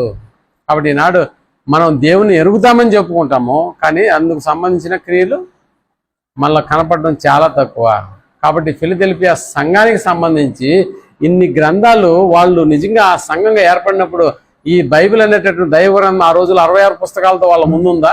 లేదు. అయినా కూడా వాళ్ళు అలాంటి భక్తిని, అలాంటి విశ్వాసాన్ని, అలాంటి ఓర్పును కలిగి ఒక స్థానిక సంఘంగా వాళ్ళ శక్తి సామర్థ్యాలు తక్కువైనా కూడా దేవుని క్రియలు ఎక్కువగా చూపించినటువంటి మాట వాస్తవమే. అయితే అలాంటి కార్యక్రమాలు ఈనాడు మనం కూడా కలిగి ఉండి రాబోయేటటువంటి కాలాల్లో రాబోయేటటువంటి విపత్తులు ఏది సంభవించినా కూడా దేవుడు ఆ రోజు ఫిలదెల్ఫియా సంఘానికి ఇచ్చినటువంటి ఆ గొప్ప వరం, నేను నిన్ను కాపాడుతాననేటటువంటి పదం ఈనాడు మన జీవితాల్లో కూడా మనం దాన్ని పొందుకునే విధంగా మన క్రియలు దేవుని సంతోషపెట్టేటటువంటి క్రియలుగా ఉండాలని, మనకు వచ్చేటటువంటి ప్రతి కష్టము నష్టంలో కూడా మనం ఓర్పును కలిగి దాన్ని కొనసాగించేటటువంటి వారంగా ఉండాలని కోరుకుంటూ ఈ మాటలు ముగిస్తూ ఉన్నాను. ప్రార్థన చేసుకున్నా. ప్రేమ కలిగిన మా గొప్ప తండ్రి, నా ఫిలదెల్ఫియా సంఘాన్ని గురించి పరిశుద్ధాత్మ ప్రేరణతో మీరు రాయించినటువంటి మాటలు, మొదటి శతాబ్దపు స్థానిక సంఘాలుగా మీరు ఏర్పాటు చేసినటువంటి సప్త సంఘాలను గురించి మేము ఆలోచన చేస్తున్నాం. అందులో భాగంగా ఫిలదెల్ఫియా సంఘం వారు కనపరిచినటువంటి విశ్వాసం, వారు చేసినటువంటి క్రియలు, వారు కనపరిచినటువంటి ఓర్పు ఎంత ప్రాముఖ్యమైనదో దాన్ని బట్టే మీరు వారికి ఓ అద్భుతమైనటువంటి కుమారుని ద్వారా వరాన్ని అనుగ్రహించినట్టుగా మాకు అర్థమవుతుంది. లోకానికి సంబంధించి ఎన్ని ఉపద్రవాలు సంభవించినా కూడా నీ క్రియలను బట్టి నువ్వు చూపిస్తున్నటువంటి ఓర్పును బట్టి నిన్ను కాపాడుతానేటటువంటి ఆ గొప్ప వరం ఆ రోజు ఫిలదెల్ఫియా సంఘానికి మీ కుమారుని ద్వారా మీరు పలికించారు. ఈరోజు ఈ కుమారుని విశ్వాసం ఉంచినటువంటి మా బ్రతుకులు మేము నిజంగా క్రీస్తు వారమే అని చెప్పుకుంటున్నామే తప్ప, క్రైస్తవులమని మాట్లాడుకుంటున్నామే తప్ప, క్రీస్తు యొక్క క్రియలు మా జీవితాల్లో లేకుండా పోతున్నాయి. కనికరించి కాపాడండి, మీ కృపలో మమ్మల్ని బలపరచండి. ఎప్పుడు కూడా మా శక్తి సామర్థ్యాలు తక్కువే అయినా మీ ఉన్నతమైనటువంటి మీ క్రియలు జరిగించడానికి కావాల్సిన అనుకూల పరిస్థితులను మా స్థానిక సంఘాలకు మీరు అనుగ్రహించమని ప్రాధేయపడుతూ ఉన్నాం. చేరువచ్చిన నీ బిడ్డలందరినీ కూడా జ్ఞాపకం ముందు ఉంచుకోండి. ఓ ఫిలదెల్ఫియా సంఘంలో ఉన్నటువంటి విశ్వాసుల యొక్క జీవిత మాదిరి ఎలాగుందో వాటిని మాకు వివరించినాం. నన్ను అలాంటి జీవితం యొక్క మాదిరే మా జీవితాల్లో కూడా మేము కనపరచలాగా సహాయం చేసి రాబోయే విపత్కరమైనటువంటి పరిస్థితుల్లో ప్రపంచాన్ని ఇదిగో వణికించేటటువంటి పరిస్థితుల్లో కూడా మేము మీరున్నారనేటటువంటి ధైర్యం, మీరు మాట ఇచ్చారనేటటువంటి సంతృప్తితో మా జీవితాలు నిలబడలాగా సహాయం చేసి నడిపించమని ఇంతటి కార్యక్రమాలకు నాంది పలికి నేటికి 130 నెలలు అంతరాయం లేకుండా నీ బిడ్డలు మరి స్థానిక సంఘం కొనసాగిస్తున్నటువంటి ఈ అద్భుతమైనటువంటి క్రియను బట్టి స్థానిక సంఘాన్ని దీవించి ఆశ్రయించి మీ కృపలో బలపరచండి. రాజన్నను జ్ఞాపకం చేసుకోండి. అనేక ఆత్మల కొరకు ఆయన పడుతున్నటువంటి ప్రయాస, చేస్తున్నటువంటి మీ వాక్యపు జల్లుల వివరాలు ఇదిగో నీ బిడ్డలు ఎంతగానో ఆత్మీయంగా అభివృద్ధి సాధించి ఇంకా అనేక అద్భుతమైనటువంటి క్రియలు స్థానిక సంఘం ద్వారా వాడు జరిగించేటటువంటి భాగ్యాన్ని సంఘానికి దయచేయమని కోరుకుంటూ చేరువచ్చిన నీ బిడ్డలందరినీ ఇప్పుడు ఒకసారి జ్ఞాపకంలోకి తెచ్చుకోమని, ఈ దీవెలతో మమ్మల్ని నింపమని, మరలా మేము తిరిగి కలుసుకునేంత వరకు మాకు క్షేమము, సమాధానము, భద్రత అనుగ్రహించమని ఈ ప్రార్థనను మా రక్షకుడును మీ ప్రియకుమారుడైనటువంటి యేసు ప్రభుల వారి నామంలో ప్రార్థించి అడిగి వేడుకొంటున్నాం తండ్రి. ఆమేన్. అందరికీ వందనాలు.